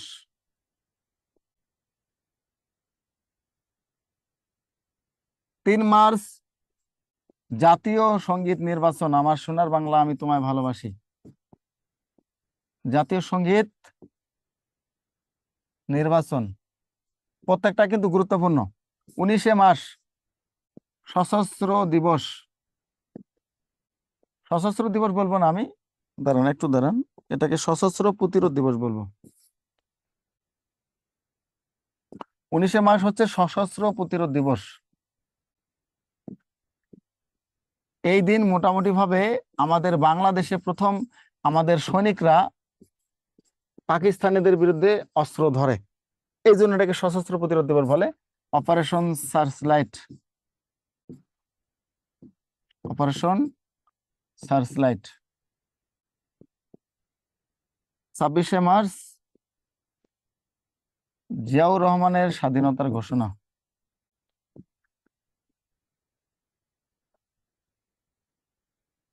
বঙ্গবন্ধু চলে গেছে, বাদ হয়ে গেছে।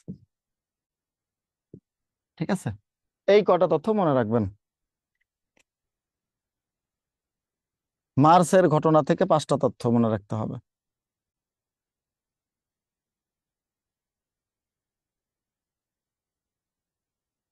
আশামণি, আপনি কি কমেন্ট করেছেন আমি তো জানি না, দেখি নাই।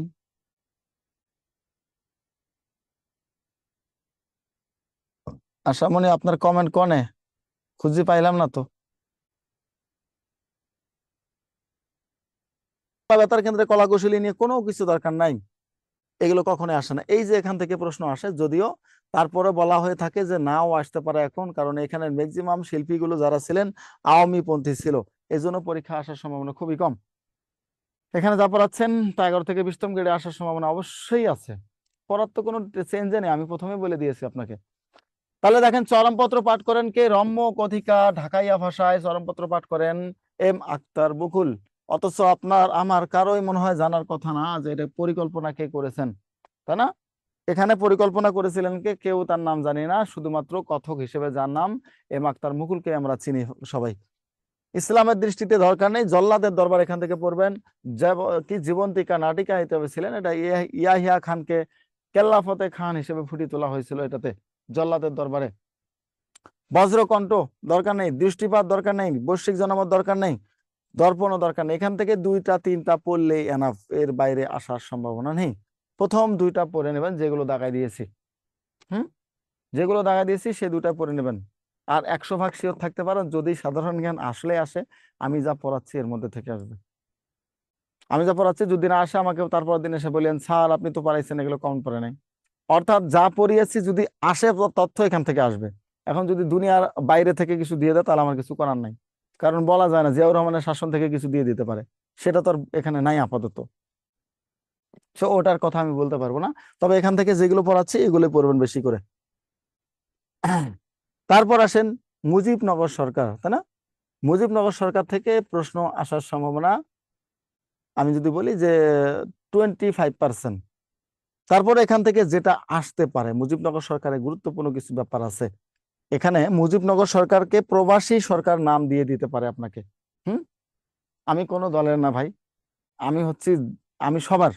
হ্যাঁ, যে ভালো করবে আমি সে দল, যে ভালো করবে আমি তারই পক্ষে, আমি কখনো কোনো দলের পক্ষে কাজ করি না বা করবো না ইনশাল্লাহ। মুজিবনগর সরকার থেকে যেটা আসতে পারে সেটা হচ্ছে, মুজিবনগর সরকারের মন্ত্রী ছিলেন কতজন, মোট সদস্য ছিলেন কতজন, ঠিক আছে, মন্ত্রণালয় ছিল কতটি, এই 3টা তথ্য।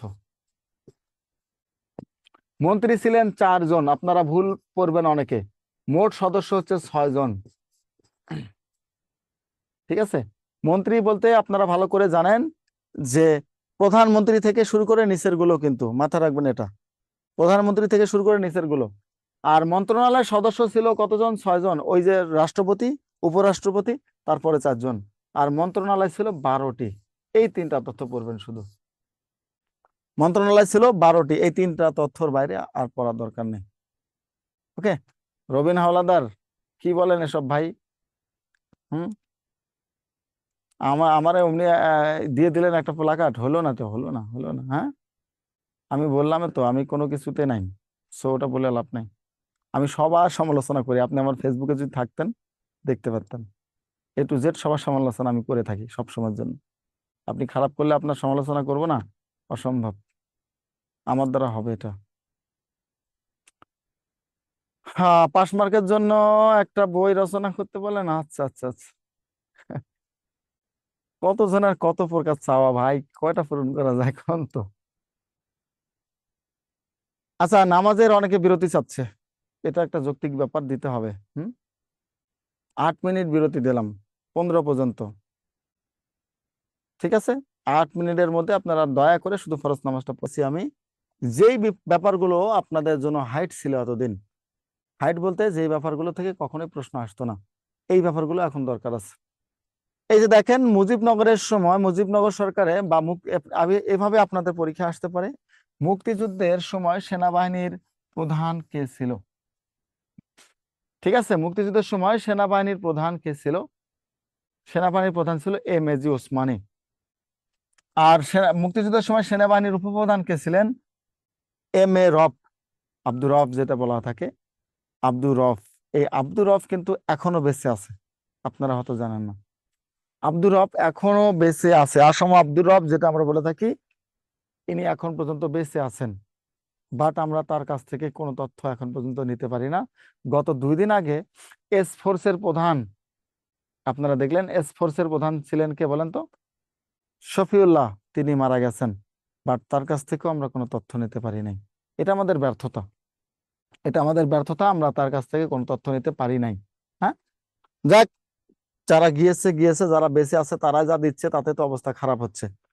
আর কি বলবো, শপথ গ্রহণ কোনো তো কিছু দরকার নেই, এখান থেকে আর কোনো কিছু আপনার পড়া লাগবে না। আপনাদের আমি যেটা এখন আগে পড়াবো সেটা হচ্ছে মুক্তিযুদ্ধের রণকৌশল থেকে যেটা পরীক্ষা প্রশ্ন আসতে পারে। একটা প্রশ্ন সচরাচর আসে যে তেলিয়াপাড়া রণকৌশল কোথায় হয়েছিল। তেলিয়াপাড়া রণকৌশল কোথায় হয়েছিল? তেলিয়াপাড়া রণকৌশল হয়েছিল সিলেটে 1971 সালের 4 এপ্রিল হবিগঞ্জ জেলার, তৎকালীন সিলেট জেলার মাধবপুর উপজেলায়।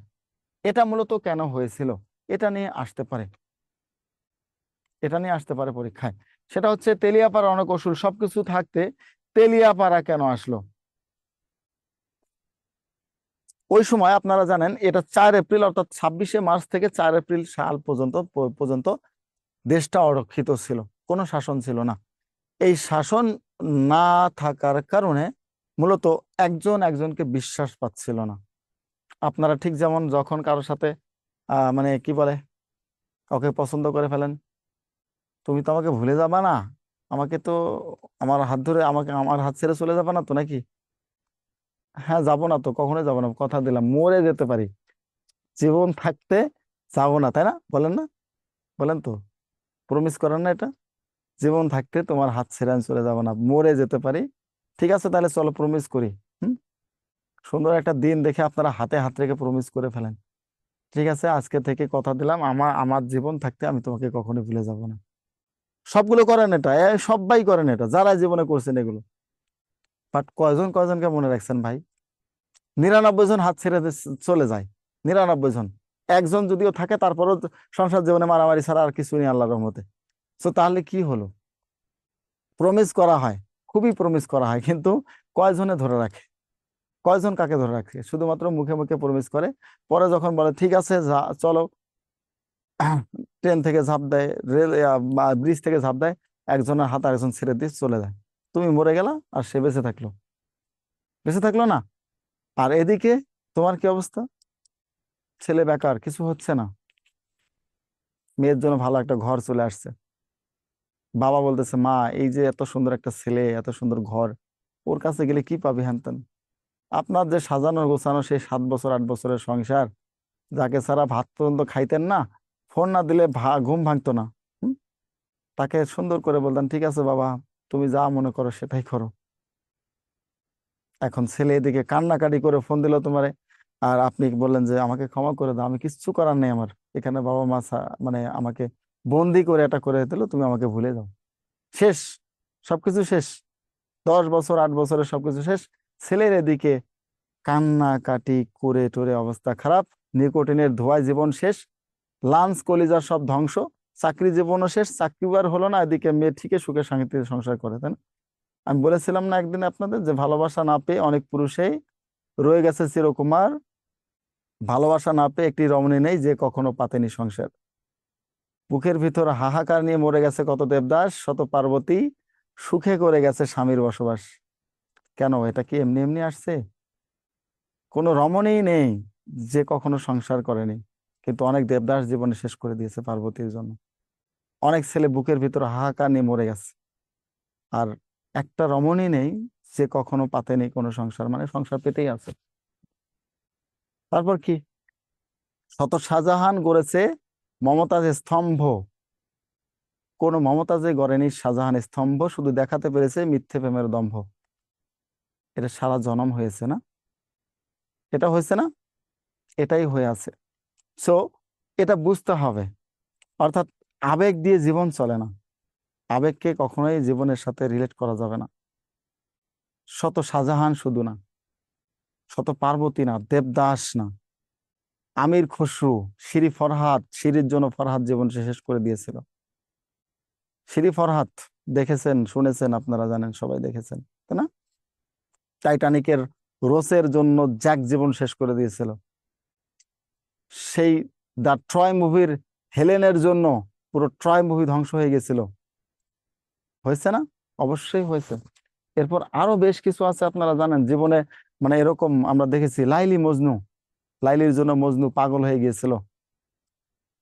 চণ্ডীদাস রজকিনীর জন্য 12 বছর বর্ষি পেয়েছিল। সব জায়গায় পুরুষের আত্মত্যাগ, সব জায়গায় পুরুষের আত্মত্যাগ ছিল। এই প্রমিস, এই হাত ধরা 90% ছেড়ে দেয় মেয়েরা, 1% আছে ছেলেদের ভূমিকা। কারণ কি? সংসারটাকেও ছেলেকেই করতে হয় না? তো যাই হোক, এটা বলার মূল কারণ কি, এটাতে এই হবিগঞ্জের তেলিয়াপাড়া রণকৌশল থেকে আমার যাওয়া, এখানেই মূলত সেটা হয়েছিল। তারা একজন একজনকে বিশ্বাস পাচ্ছিল না, না পাওয়ার কারণে যেটা হয়, এই বিশ্বাস না পাওয়ার কারণে সবাই একই সাথে হাত ধরে শপথ গ্রহণ করেছে, আমরা যতদিন বেঁচে থাকি মুক্তিযুদ্ধ করব হাতে হাত রেখে, কেউ কাউকে ছেড়ে কখনোই ছেড়ে যাব না। সেটা কিন্তু হয়েছিল, কারণ একবারে যুদ্ধের শেষ পর্যন্ত তারা হাতে হাত রেখেছিল। এটাই ইতিহাসে তেলিয়াপাড়া রণকৌশল নামে পরিচিত। আচ্ছা, এখানে মেয়েদের অনেক অভিযোগ দেখতে পাচ্ছি। আমি তো আপনাদের জাস্ট উদাহরণস্বরূপ বলে যাচ্ছি, আপনারা যদি এটাকে মাইন্ডে নেন কেমন হয় কারণ তো, হ্যাঁ, মাইন্ডে নেওয়া যাবে না তো। তবে এটা তো বুঝতে হবে, আপনাদের কারণে বেশি, আপনাকে কোনোদিন এটাই হবে না, এটা আপনাকে অস্বীকার করার কোনো জো নাই, কোনো উপায় নেই। সো এটা হচ্ছে তেলিয়াপাড়া রণকৌশল। এখান থেকে প্রশ্ন আসতে পারে আপনাদের, কত তারিখে হয়। হ্যাঁ, আমার কথা কি খারাপ লাগতেছে? লাগলে বলেন, খারাপ লাগলে বলে ফেলেন। এবার আসেন মুক্তিযুদ্ধের জন্য ব্রিগেড ফোর্স, এখান থেকে তো প্রশ্ন আসবে। মুক্তিযুদ্ধের ব্রিগেড ফোর্স আপনারা জানেন, এটা থেকে প্রশ্ন আসতে পারে আপনাদের। 3টা ফোর্সের নাম আপনারা দেখতেছেন, Z force Ziaur Rahman, K force Khaled Mosharraf এবং এস ফোর্স মেজর শফিউল্লাহ। এই 3টা তথ্য এখান থেকে মনে রাখবেন। কোন ফোর্সের প্রধান কে ছিল পরীক্ষা আসে, কোন ফোর্সের প্রধান কে ছিল এটা পরীক্ষা আসবে, এটাকে মনে রাখবেন সবাই। না না, খাদিজা আক্তার, আপনি ভুল বুঝতেছেন। আমি কখনো মেয়েদেরকে বিছায় দেখি না, এখানে তো মেয়েদের সংখ্যা বেশি, মেয়েদেরকে বিছানোর কোনো উপায় নেই। হ্যাঁ, এটা আমি আপনাদের অ্যাজ ইউজুয়াল বলে দিচ্ছি। আপনি যদি এটাকে মাইন্ডে নেন তাহলে তো কিছু করার থাকে না। আমি তো মজা করে বলতেছি আপনাকে, এটা না, এটা জাস্ট, এটা তো হচ্ছে কবিদের কথা, কবিদের চিন্তা ভাবনা, কবিদের চিন্তা ভাবনা আমি আমার মতো করে বলে দিলাম, এটা আমার কথা না। যাই হোক, এবার আসেন এই 3 ফোর্সের প্রধানের কথাগুলো একটু মনে রাখার চেষ্টা করবেন। এবার আসেন মুক্তিযুদ্ধের সময় ক্র্যাক প্লাটুনের কথা আপনারা সবাই শুনেছেন। এই ক্র্যাক প্লাটুন মাত্র 17 জন সদস্য ছিল। এটা ছিল বাংলাদেশের সবচেয়ে চৌকস বাহিনী বলা হয়। কতজন? 17 জন, অনেকে বলে 13 জন, তবে 17 জনে হচ্ছে পারফেক্ট। বাংলাদেশের সবচেয়ে চৌকস বাহিনী বলা হয়ে থাকে এই ক্র্যাক প্লাটুনকে। ঠিক আছে, চৌকস বাহিনী বলা হয় এই ক্র্যাক প্লাটুনকে। সো এটা একটু মনে রাখবেন। এই ক্র্যাক প্লাটুনের সদস্য আমাদের এই ওরে সালেকা মালেকা আলালের ঘর দুলাল, যেটা আপনারা পপ সম্রাট আজম খানকে নিয়ে যারা মজা করেন, এই পপ সম্রাট আজম খান ছিলেন এক অন্যতম সদস্য। অর্থাৎ আমরা যাকে নিয়ে মজা করি, সে যে আসলে দেশের জন্য কত বড় কাজ করেছে আপনি এটা চিন্তা করে পাবেন না। হ্যাঁ, এই ক্র্যাক প্লাটুনের অন্যতম সদস্য ছিলেন সম্রাট পপ পপ তারকা আজম খান। এবার আসেন আঞ্চলিক বাহিনী, মুক্তিযুদ্ধের বিমান বাহিনী, নো, এগুলো থেকে প্রশ্ন আসবে না। সবচেয়ে গুরুত্বপূর্ণ হচ্ছে মুক্তিযুদ্ধের সেক্টর সমূহ। মুক্তিযুদ্ধের সেক্টর সমূহ, এখানে আমি জাস্ট সেক্টর কয়টা লিখে দেব, আপনারা এই কয়টা সেক্টর বেশি করে বেশি বেশি পড়বেন। ওখান থেকে যদি আসে, এখান থেকে আসবে, সেক্টরের সাথে এলাকাগুলো পড়বেন। যেহেতু এখানে আসলে জুম করলে এলাকা থাকতেছে না, আমি সুতরাং আপনাদেরকে মুখে বলে দিচ্ছি, সব নেবেন। 1 নম্বর, 2 নম্বর, 3 নম্বর, 5 নম্বর, 10 নম্বর, 11 নম্বর, অর্থাৎ 6টা সেক্টর পড়বেন। ঠিক আছে, কয়টা সেক্টর পড়বেন? 6টা সেক্টর পড়বেন মুক্তিযুদ্ধের সময়। 6টা কি? 1, 2, 3, 5, 10, 11। এই 6টা সেক্টর থেকে মোটামুটি ভাবে আপনারা কমন পাবেন আশা করি। এই 6টা গুলো থেকে কমন পাবেন। আমি বলে দিচ্ছি কেন, কোনটার জন্য গুরুত্বপূর্ণ বলে দিচ্ছি, যে কোনটা কেন গুরুত্বপূর্ণ 6টা সেক্টর থেকে।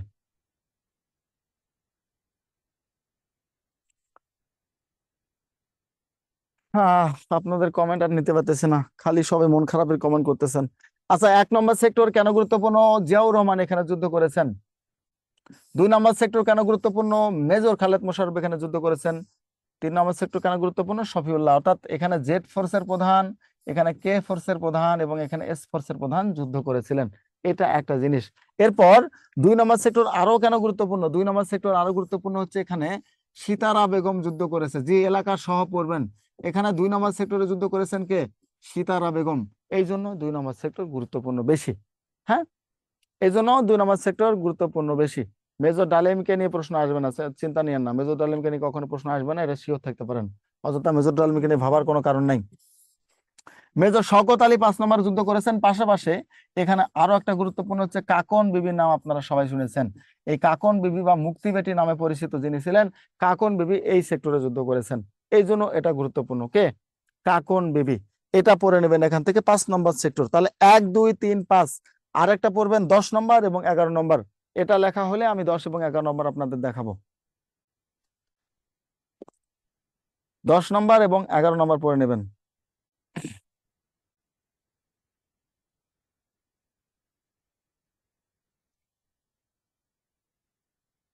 নো, কাকন বিবি 5 নম্বর সেক্টর। আপনি ভুল ভুল জানেন, ঠিক আছে? ভুল জানেন আপনি বাবু। 5 নম্বর সেক্টর, তিনি তো জন্মগ্রহণ করেছে সিলেটে, সেখানে তিনি যুদ্ধ করেছেন। এত কমেন্ট করেন কেন আপনারা? পড়াশোনা বাদ দেখি শুধু কমেন্টই করেন দেখি। এখানে তো পড়তে আসছেন না, এলাকা পড়তে হবে দিয়ে আসছিলাম। আপনি তো শুধু কমেন্টের বন্যা বয়ে দিচ্ছেন। আপনি এত কমেন্ট করলে তো পড়ার মধ্যে মনোযোগ থাকবেন আপনার। তাহলে এটা এটা পড়ে নেন। এরপর আসেন 10 এবং 11 কেন গুরুত্বপূর্ণ। 10 নম্বর সেক্টর কেন গুরুত্বপূর্ণ আমরা কম বেশি সবাই জানি। এটা একমাত্র বাংলাদেশের নৌ সেক্টর ছিল। কত? নৌ সেক্টর ছিল, এখানে কোনো সেক্টর কমান্ডার ছিল না। 11 নম্বর সেক্টর কেন গুরুত্বপূর্ণ? এখানে মেজর তাহের যুদ্ধ করেছেন। মেজর তাহেরের নাম শুনেছেন? এই তার সাথে সাথে তাহেরের সাথে সাথে তারামন বিবিও যুদ্ধ করেছেন। দুইটারে ত, ঠিক আছে? মেজর তাহের এবং তারামন বিবি, আমাদের বীর প্রতীক খেতাবপ্রাপ্ত তারামন বিবি এই 11 নম্বর সেক্টরে যুদ্ধ করেছিলেন। এই জন্য এটা গুরুত্বপূর্ণ। তাহলে এই সেক্টর গুলো আশা করি কেউ ভুলে যাবেন না। ওকে, যাক, 20 বাজে 10 মিনিট বিরতি, 7টা 30 পর্যন্ত বিরতি। আবার এশার নামাজ যারা পড়েন এর মধ্যে পড়ে আসেন, এর বাইরে আর বিরতি দেওয়া। হ্যাঁ, মুক্তিযুদ্ধ সেক্টর সমূহ থেকে আপনাদের সচরাচর প্রশ্ন দু একটা আসে। তো এই জন্য যে সেক্টর গুলো আপনাদের এখানে মেনশন করে আমি দিলাম, এইগুলো সবাই পড়বেন। বিশেষ করে এগুলো থেকে সবচেয়ে বেশি কমন আসার মতো সম্ভাবনা। আর আবারও বলে দিচ্ছি, অন্যান্য সময় আপনাদের সেক্টর গুলো গুরুত্বপূর্ণ আপনাদের জন্য ছিল না, কিন্তু এখন কিন্তু সেক্টর গুলো আপনাদের জন্য একেবারে 100% গুরুত্বপূর্ণ। সুতরাং যা বলে দিচ্ছি অবশ্যই অবশ্যই এগুলো আপনারা নেওয়ার চেষ্টা করবেন। আচ্ছা, বাংলাদেশকে কেন ভারত হেল্প করেছিল, তাই না? এটা আমি বলবো, অবশ্যই বলবো। এটা লেকচারটাকে আমরা শেষ করে ফেলি। আমরা লেকচারের শেষে ইনশাল্লাহ এটা নিয়ে আলোচনা করব। এখানে দেখেন সেক্টর গুলো এখানে আছে, সেক্টর গুলো এখানে সুন্দর করে আপনাদের দেওয়া আছে। এখানে বাংলাদেশের মানচিত্রতে আপনি দেখতে পাচ্ছেন।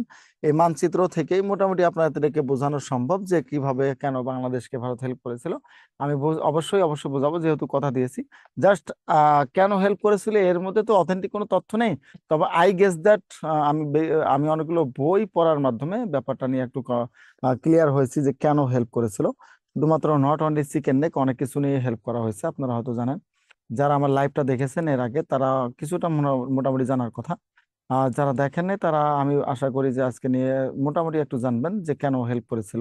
আমরা অনেক সময় অনেক ক্ষেত্রে বলে থাকি যে আমাদের জায়গা দিয়েছে, জমি দিয়েছে, খাবার দিয়েছে। আসলে এটা উদ্দেশ্য শুধুমাত্র জায়গা জমি খাবার ছিল না, বা আমাদের স্বাধীন করার পেছনে আমাদের ঠিক যতটুকু মানে ছিল, স্বার্থ ছিল, তার চেয়ে বেশি স্বার্থ ছিল ভারতের।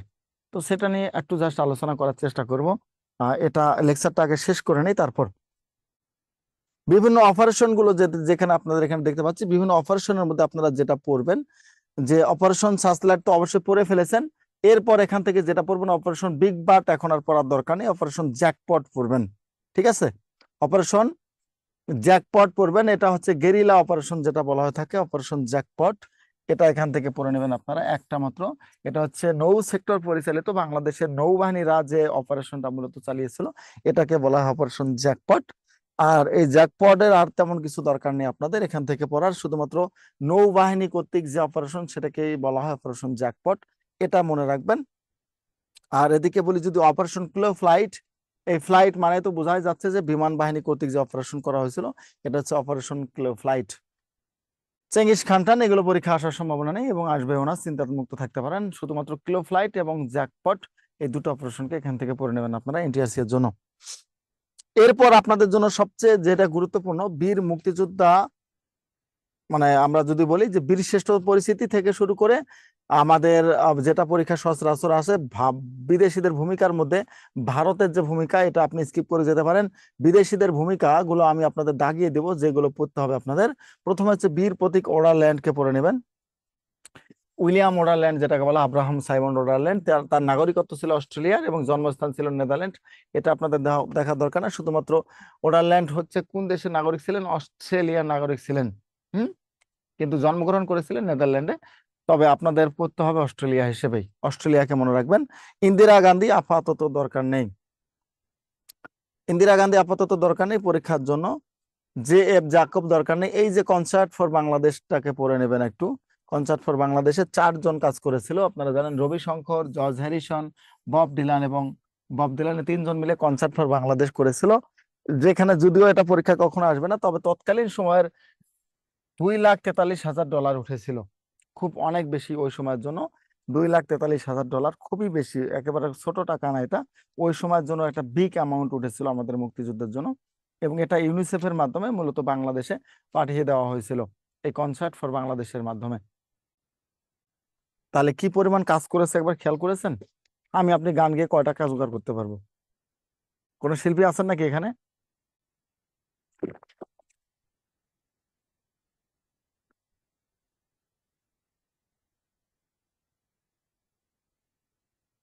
কোন শিল্পী নাই?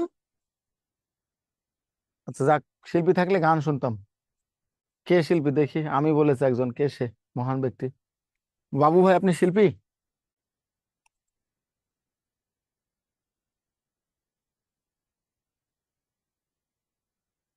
আচ্ছা আমরা তাহলে বাবু ভাইয়ের কাছে একটা গান শুনবো, হ্যাঁ একটু পরে শুনবো। মিথ্যা বলছেন নাকি? মিথ্যা বললে কিন্তু জরিমানা হবে আপনার। সাইমন রিং এর কথা আপনারা সবাই শুনেছেন, ইনি মূলত পাকিস্তানি সেনাদের নির্যাতনের চিত্র বিশ্ববাসীর সামনে তুলে ধরেছিলেন। এই সাইমন রিং, এনাকেও একটু মনে রাখবেন। অ্যান্থনি মাসকারেনহাস আপাতত দরকার নেই। আরেকটা দরকার আছে concert for September on Jessore, Allen Ginsberg, এনাকে দরকার আছে, এনাকে একটু পড়ে নেবেন। সেপ্টেম্বর অন যশোর সম্পর্কে কে কবিতা লিখেছিলেন? Allen Ginsberg. আর বিদেশি সংবাদ মাধ্যম খুব একটা দরকার নেই, এখান থেকে আসে না। আচ্ছা ইসলামিক সঙ্গীত সমস্যা নেই, আমরা শুনবো। আমরা আগে শেষ করে ফেলি, আজকের টপিকসটা খুব বড়। হ্যাঁ এবার আসেন ভারতের ভূমিকা, আমার দরকার নেই, ভারতের ভূমিকা থেকে কখনো প্রশ্ন আসবে না। আপনাদের জন্য যেটা পরীক্ষায় আসার মতো সেটা হচ্ছে নারী মুক্তিযোদ্ধাদের ভূমিকা। এই যে একটু আগে একজন বললেন যে স্যার আসলে কি 30 লাখ ছিল কিনা, আসলে হ্যান ত্যান এটা ওটা, এই জায়গাগুলো গিয়ে একটু কনফিউশনে পড়ে যাই আমি নিজেও। কনফিউশনে নিজেও পড়ে যাই। সেটা হচ্ছে আপনারা সবাই জানেন হয়তো মুক্তিযুদ্ধের সময় সারা বাংলাদেশ থেকে আমি যদি বলি মাত্র 309 জন নারী মুক্তিযোদ্ধা যুদ্ধ করেছিলেন। কতজন? 309 জন নারী মুক্তিযোদ্ধা মুক্তিযুদ্ধের সময় যুদ্ধ করেছিলেন। পাশাপাশি সবচেয়ে বেশি ছিল 19 জন দিনাজপুরের। দিনাজপুরের কেউ থাকলে তারা হাত তোলেন। এই 19 জন ছিল দিনাজপুরের, আর বাকি সব 180 বা 290 জন পুরোটাই ছিল কোথাকার? সারা বাংলাদেশ মিলে, অর্থাৎ দিনাজপুরের সবচেয়ে সাহসী নারীরা বসবাস করে। সো দিনাজপুরে 19 জন নারী ছিলেন, আর সবাই সারা বাংলাদেশ থেকে আর কি ছিল মোটামুটি। আছে সুমাইয়া, দা বডি নিয়ে কারোর সামনে দৌড়াইছেন কখনো নাকি? সাহস তো থাকার কথা। মুক্তিযোদ্ধা এলাকার মানে সন্তান আপনি, দা বডি নিয়ে দৌড়ান নাই? দৌড়ানি দেন নাই কাউরে? সুমাইয়া, সুমাইয়া তো মনে হয় না, সুমাইয়া বলছে না, কে বললো? হ্যাঁ না ইয়ে বলেছে, সুমাইয়া তো বললো। সুমাইয়া কারো দা বডি নিয়ে দৌড় দিচ্ছেন কখনো? স্যার আসসালামু আলাইকুম। ওয়ালাইকুম সালাম। বললাম যে আপনার বাড়ি দিনাজপুর? জি। বললাম যে আপনার তো সাহস মনে হয় বেশি না? হ্যাঁ আছে। আছে না? দাবড়ি নিয়ে ধরাইছেন কারণ কারো ইয়ে? না বটি নিয়ে ধরাইছি, কিন্তু তবে পিটানি দিছে অনেকজনের। আচ্ছা, ম্যারিড? না, আরে সিঙ্গেল। হাজবেন্ডের অবস্থা খারাপ আছে রে ভাই। হুম, হাজবেন্ডের কপাল খারাপ আছে। যদি এখন এরকম দৌড়ানি দিয়ে থাকেন তাহলে তার অবস্থা কি হবে? তারা তো 24 ঘন্টা কাছে পাবেন না, তাহলে তো অবস্থা খারাপ। আল্লাহ না করুক কে যে যায়। হ্যাঁ, যাক, মজা করলাম, মনে কিছু নিয়ে না, আমি আমি মজা করে বলতেছি আর কি। তো দিনাজপুরের মেয়েরা একটু সাহসী হয় আর কি। হুম, তো এই জন্য বলেছে দিনাজপুর থেকে সর্বোচ্চ মুক্তিযোদ্ধা এসেছিলেন মেয়েদের মধ্যে। এনিওয়ে, তাহলে 309 জন, যেটা বলতে চেয়েছিলাম যে 2 লক্ষ মা বোনের বিনিময়ে সম্ভ্রম হানি, এই যে যাদের সম্ভ্রম হানির কথা বলেছে, এক্ষেত্রে 2 লক্ষ যদি আসলে সত্যি হয়, তাহলে মাত্র 309 জন নারী মুক্তিযোদ্ধা হওয়ার কথা না, তাই না? সেখানে একজনের যদি জীবনে কিছু নাই থাকে, তার তো একটা উদ্দেশ্য থাকার কথা, আমি তার সাইজ করে দেব। আপনাকে কেউ সম্ভ্রমহানি করেছে বা আপনার সাথে কেউ একটা খারাপ বিহেভ করলেও তো আপনার মনে হয় যে আমি যদি তার একাই পেতাম, থাপড়ায় একানটা খুঁড়ে ফেলতাম, এমন হয় না? তো সেই জায়গাটা থেকে যদি এরকম 2 লক্ষ জনের এরকম হয়, তাহলে মাত্র 309 জন মুক্তিযোদ্ধা কেন? প্রশ্ন থেকেই যায়। এই প্রশ্নগুলোর কোনো উত্তর নাই। হ্যাঁ, এজন্য আমি আপনাকে প্রথমে বলে দিছি, 30 লক্ষ হোক, 3 লক্ষ হোক বা 3000 হোক, মরে গেছে মানে মরে গেছে, বাংলাদেশ থেকে মরেছে, ওটাকে মৃত্যু হিসেবে নেই আমরা। ক্লিয়ার তো সবাই নাকি? যাক, এখন নারী মুক্তিযোদ্ধাদের ক্ষেত্রে যে 3 জন সবচেয়ে বেশি ভূমিকা রেখেছিলেন, একজন হচ্ছে সিতারা বেগম, আরেকজন হচ্ছেন তারামন বিবি, আরেকজন হচ্ছেন কাকন বিবি। এই পাশে তাদের ছবি দেওয়া আছে, দেখতে পাচ্ছেন আপনারা, এই যে সিতারা বেগম, তারামন বিবি এবং কাকন বিবির ছবি, 3 জনের আগে ছবিগুলো দেখে নেন, আপনারা দেখতে পাচ্ছেন ছবি দেওয়া আছে। হ্যাঁ, সো এই ছবি থেকে জাস্ট ওনাদের দেখে নেন আর কি। আর এদিকে ওনার হিস্ট্রি গুলো পড়তে হবে, যেগুলো ওনাদের থেকে প্রশ্ন আসতে পারে। প্রথম প্রশ্ন হচ্ছে, সিতারা বেগম কোথায় জন্মগ্রহণ করেন, কত সালে জন্মগ্রহণ করেন? 1 নম্বর প্রশ্ন। সিতারা বেগম 1946 সালে 5 সেপ্টেম্বর কিশোরগঞ্জে জন্মগ্রহণ করেন। তিনি কত নম্বর সেক্টরে যুদ্ধ করেন? তিনি 2 নম্বর সেক্টরে যুদ্ধ করেন। কত নম্বর সেক্টরে যুদ্ধ করেন? 2 নম্বর সেক্টরে সিতারা বেগম যুদ্ধ করেন। এটা গেল। মুক্তিযুদ্ধে তিনি অবদান বা কত সালে বীর প্রতীক উপাধি পান? 1972 সালে বীর প্রতীক উপাধি পান। তাহলে ওনার থেকে 4টা প্রশ্ন, সিতারা বেগম থেকে 4টা প্রশ্ন পড়বেন, এই 4টাই কমন। যদি আসে 4টাই আসবে। এরপর আসেন তারামন বিবি। 21 জন 19 জন নিয়ে কনফিউশন আছে, তবে 19 জনে মানে রিয়েল যেটা হিস্ট্রি আর কি, রিয়েল। তারামন বিবি জন্মগ্রহণ করেছে 1957 সালে কুড়িগ্রাম জেলায়। কোথায়? কুড়িগ্রাম জেলায় তারামন বিবি 1957 সালে জন্মগ্রহণ করেছিলেন। তাকে বীর প্রতীক উপাধি দেওয়া হয় 1973 সালে। তিনি 11 নম্বর সেক্টরে যুদ্ধ করেছেন। কত নম্বর সেক্টরে? 11 নম্বর সেক্টরে যুদ্ধ করেছেন। তার কাছ থেকেও 4টা তথ্য পাওয়া গেল। কয়টা? 4টা, মানে 4 4 8টা, প্রত্যেকজনের কাছ থেকে 4টা করে নিচ্ছি আমরা। এরপর আসেন সর্বোচ্চ, যে যিনি বঞ্চিত হয়েছেন, লাঞ্ছিত হয়েছেন সবচেয়ে বেশি, তিনি হচ্ছেন কাকন বিবি।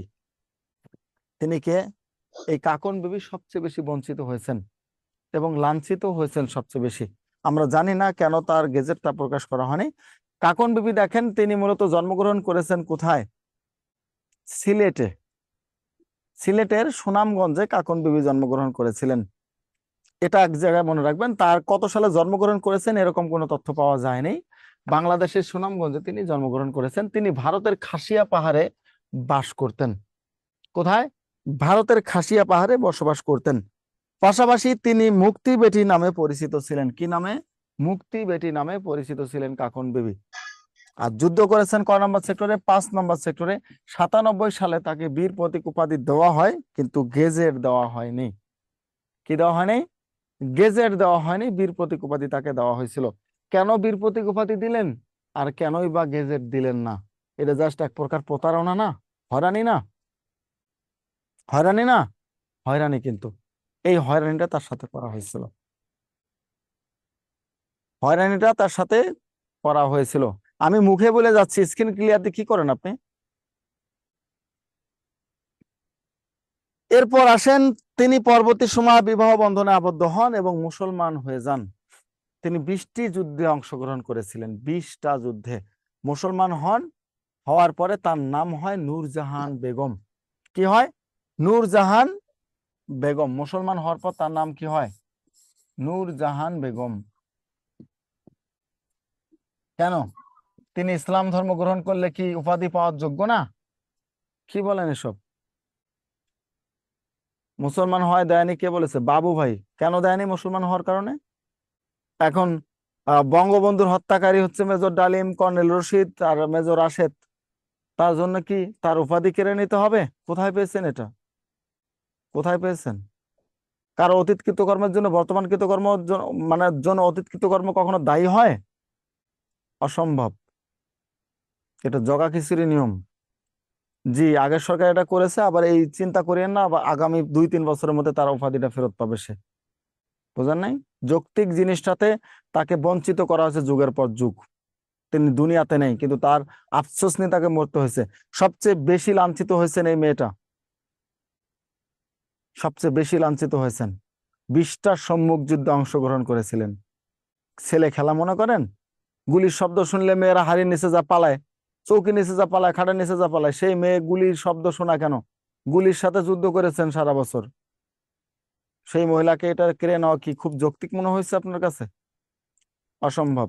এটা জাস্ট ওনাকে বঞ্চিত করা, ওনার সাথে প্রতারণা করা এক প্রকারের। দিলাম, ছিনিয়ে নিলাম, বাহ কি সুন্দর একটা অবস্থা। দিলাম, কেড়ে নিলাম, কিরম সুন্দর অবস্থা না? যাই হোক, ওগুলো নিয়ে কথা না বলি, ওগুলো বলতে গেলে অনেক কিছু চলে আসবে, আমার দরকারও নেই ওগুলো বলা। বাংলাদেশে আত্মসমর্পণের ব্যাপারে আপনারা সবাই জানেন। এখানেও বড় একটা ঘাপলা। বাংলাদেশের আত্মসমর্পণ দলিলে বাংলাদেশি কেউ ছিল না। ঠিক আছে? আপনারা অনেকেই বলতে পারেন যে একে খন্দকার ছিলেন। একে খন্দকার, আপনাদের আমি ছবিটা এখানে দেখাই একটু জুম করে। একে খন্দকারের জায়গাটা ঠিক কোথায় হয়েছিল? এখানে দেখেন, দুজন, অরোরা নিয়াজি। ঠিক আছে? দুই দেশের দুজন। বাংলাদেশের কথা নেই, বাংলাদেশের কথা নেই। খন্দকারের এখানে কোনো ভূমিকা নেই। খন্দকার এই যে এখানে দাঁড়িয়েছিল, মানে আমি স্বাধীন করলাম দেশ, আমার দেশ স্বাধীন হলো, আর আমাকে দাঁড় করায় রাখলো, রেখে তারা স্বাক্ষর করে ফেললো। অথচ পদবীর দিক থেকে খন্দকারের চেয়েও নিয়াজি অরোরা বেশি ছিল না। পদবীর দিক থেকে তিনি যৌথ বাহিনীর প্রধান ছিলেন। ভালো কথা, যৌথ বাহিনীর প্রধান হয়েছেন, কি হয়েছে আপনার যায় আসে? যৌথ বাহিনীর প্রধান নিয়ে আমার কি যায় আসে? আমার দেশ স্বাধীন হয়েছে, আমাকে কেন রাখা হলো না? ওখানে বড় কূটচাল ছিল, কূটনৈতিক চাল ছিল। এই যে আপনি কর্নেল রাশেদের সেদিনের যে ইলিয়াস সহ যেটা হয়েছে, এটা পরে এটা দেখেন ভিডিওটা, অনেক কিছু ক্লিয়ার হবেন। অর্থাৎ এরাই সত্য বলতেছে। যদি সত্য ইতিহাস জানতে চান, এনাদের এগুলো দেখেন। এনারা না দেখে বিএনপি, না দেখে আওয়ামী লীগ, না দেখে কোনো লীগ, এরা ডিরেক্ট সত্যি কথাটা বলে দিচ্ছে। কারণ ওদের আর এদেশে আসার কোনো চিন্তা ভাবনা নেই, বা আসলেও তাদের দুই দলের শত্রু, তারা আসার কোনো সম্ভাবনা নেই। এজন্য তারা রিয়েল কথাগুলো বলে বা রিয়েল হিস্ট্রিগুলো বলে। এগুলো দেখলে আপনি রিয়েল হিস্ট্রিটা জানতে পারবেন। সো পাকিস্তানের আত্মসমর্পণ দলিলে এখন পর্যন্ত আত্মসমর্পণ দলিলে বাংলাদেশ নামে কোনো শব্দ নাই। আপনারা হয়তো এটাও জানেন না। জি, এমএজি উসমানীকে সেখানে বাধা দেওয়া হয়েছিল। আপনি যেটা বলতেছেন ফেরদৌস, কে বাধা দিল? দেশ তো 14 ডিসেম্বরে স্বাধীন হয়েছে, তাহলে তাকে বাধা দিল কে? যেখানে তাকে বাধা দেওয়া হয়েছিল সেখানে তো পাকিস্তানি কোনো সৈন্যবাহিনী ছিল না। কে তাকে বিমানে, তাদের হেলিকপ্টার আক্রমণ করলো? বুঝতে হবে ব্যাপারগুলো। তো বাংলাদেশের ইতিহাস যদি আপনি পড়েন না, মাথা গুলায় যাবে, উল্টায় যাবে, উল্টায় পুরো উল্টায় যাবে। ইতিহাসে উল্টানো মানে 360 ডিগ্রি অ্যাঙ্গেলে ঘুরবে ইতিহাস। এরকম কঠিন ইতিহাস এই দেশের। যাক, বাংলাদেশ নামটাও এখানে ছিল না, পাকিস্তানের ইতিহাসের বাংলাদেশ নামটাও ছিল না। যাই হোক, আমরা ওটা নিয়ে আর কথা না বলি। সেখানে পাক ভারত যুদ্ধ লেখা আছে এখন পর্যন্ত। এখন আমরা আসি বীরশ্রেষ্ঠের পরিচিতিতে। বীরশ্রেষ্ঠের পরিচিতি আপনাদের শুধু আমি যেগুলো পড়তে বলবো সেগুলো পড়বেন। জন্ম, সেক্টর এবং সমাধি। ঠিক আছে?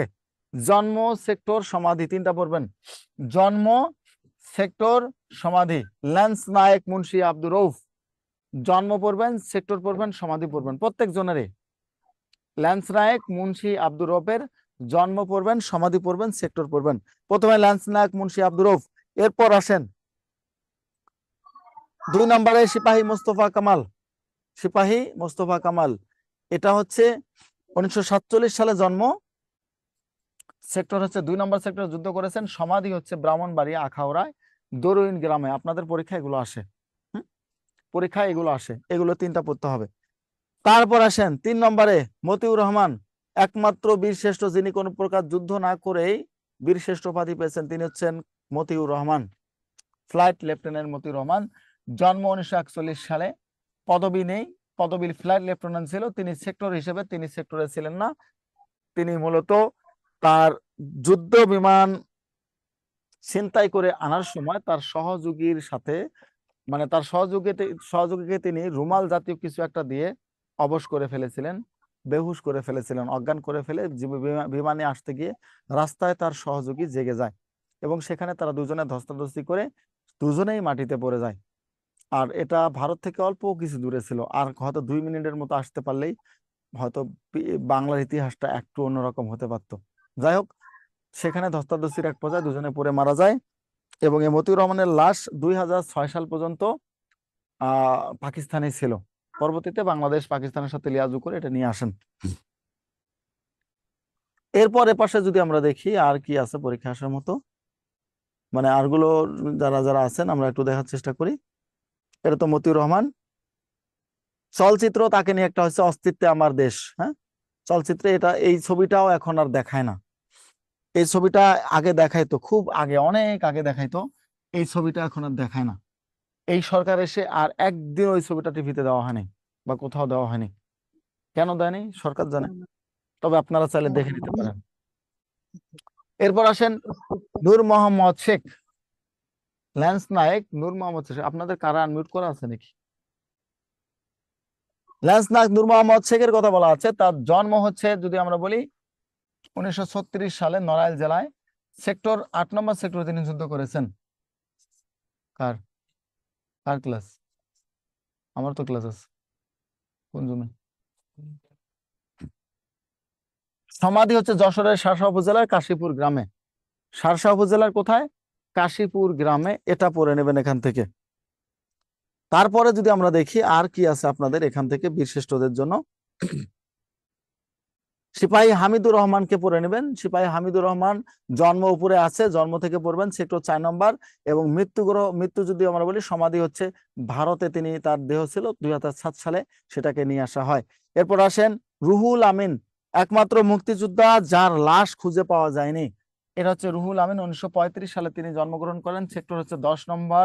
সমাধি তাকে খুলনায়, হ্যাঁ আমার একটা ক্লাস অ্যাড করা হয়েছে, দেখো ওইদিকে কার গমে দিচ্ছে জানি না।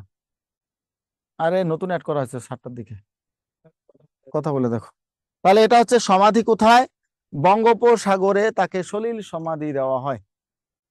বঙ্গোপসাগর তাকে কোথায় দেওয়া হয়? বঙ্গোপসাগর তাকে সলিল সমাধি দেওয়া হয়। এটা হচ্ছে রুহুল আমিনকে।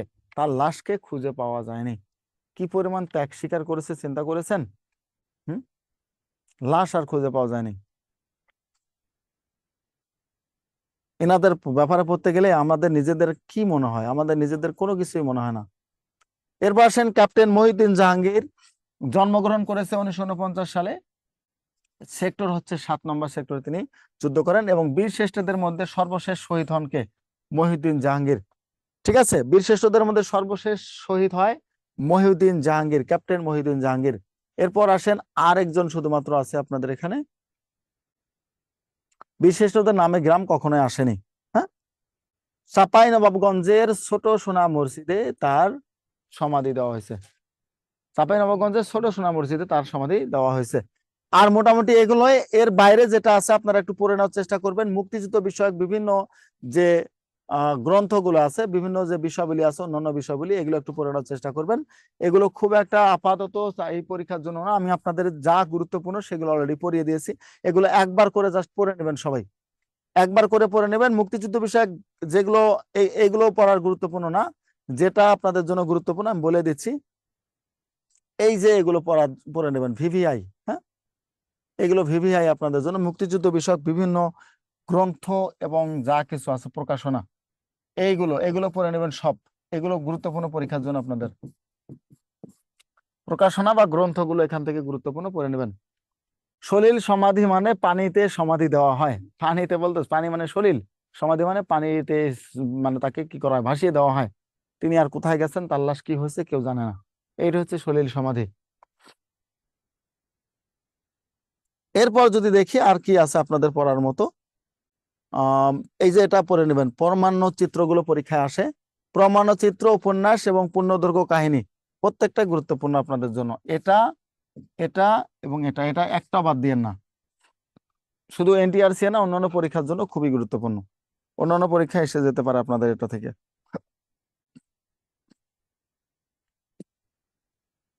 ওকে, আশা করি ক্লিয়ার সবাই।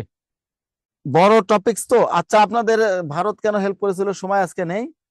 ইনশাল্লাহ আমি আপনাদের আরো একটা ক্লাস, আর দুটা ক্লাস আছে, দুটা ক্লাসে আমি আপনাদেরকে শেষ করে দেওয়ার চেষ্টা করব, বা ওটা আমি প্রথম দিনে এসেই, প্রথম ক্লাসে এসে এটা নিয়ে আলোচনা করবো ইনশাল্লাহ। এগুলো থেকে খুব একটা বেশি গুরুত্বপূর্ণ না। এই যে এটা শুধু মনে রাখবেন, এখান থেকে বাংলাদেশ কবে কোনটার সংগঠনের সদস্য পদ পায় এটা, আর বিভিন্ন সংস্থায় বাংলাদেশ কোনটার সাথে কততম, এটা পড়বেন। ঠিক আছে, বিভিন্ন সংস্থায় বাংলাদেশ কোনটার সাথে কততম আর কবে সদস্য পদ কোনটার পায়, এই দুইটা তথ্য। আর মেবি তেমন তথ্য আপনাদের নেই, এতটুকুই ছিল সম্ভবত। আর এরপরে লেকচার আপনাদের সাথে আছে বাংলাদেশের সংবিধান, খুবই গুরুত্বপূর্ণ এটাও। এটা থেকে আপনারা সবাই পড়াশোনা করে নেবেন আশা করি। এবং আমরা সংবিধানটাকে ঠিক এমন ভাবে আমি পড়িয়ে দেব ইনশাল্লাহ, যে সংবিধান এইবার পড়ার পরে আর কখনো ভুলে যাবেন না, বা সংবিধান থেকে মার্ক কাটা যাবে না। ঠিক আছে, সংবিধান থেকে মার্ক কাটা যাবে না, এটা শিওর থাকতে পারেন। যে আপনারা অনেকে সংবিধান ভয় পান, এই ভয়টাকে কাটিয়ে দেব। সহজ কিছু টেকনিক আছে সংবিধান মনে রাখার, এবং অল্প কিছু পড়লেই সংবিধান শেষ। তো আজকে আর সময় নেই, আজকে ঠিক সময় দিতে পারলাম না। পুরো লেকচারটা তো প্যাক প্যাক করেই গেলাম, বিরতি তেমন একটা দেই নাই। হ্যাঁ, সো আরেক লেকচারে আমরা কম সময়ের মধ্যে শেষ করে নেব ইনশাল্লাহ।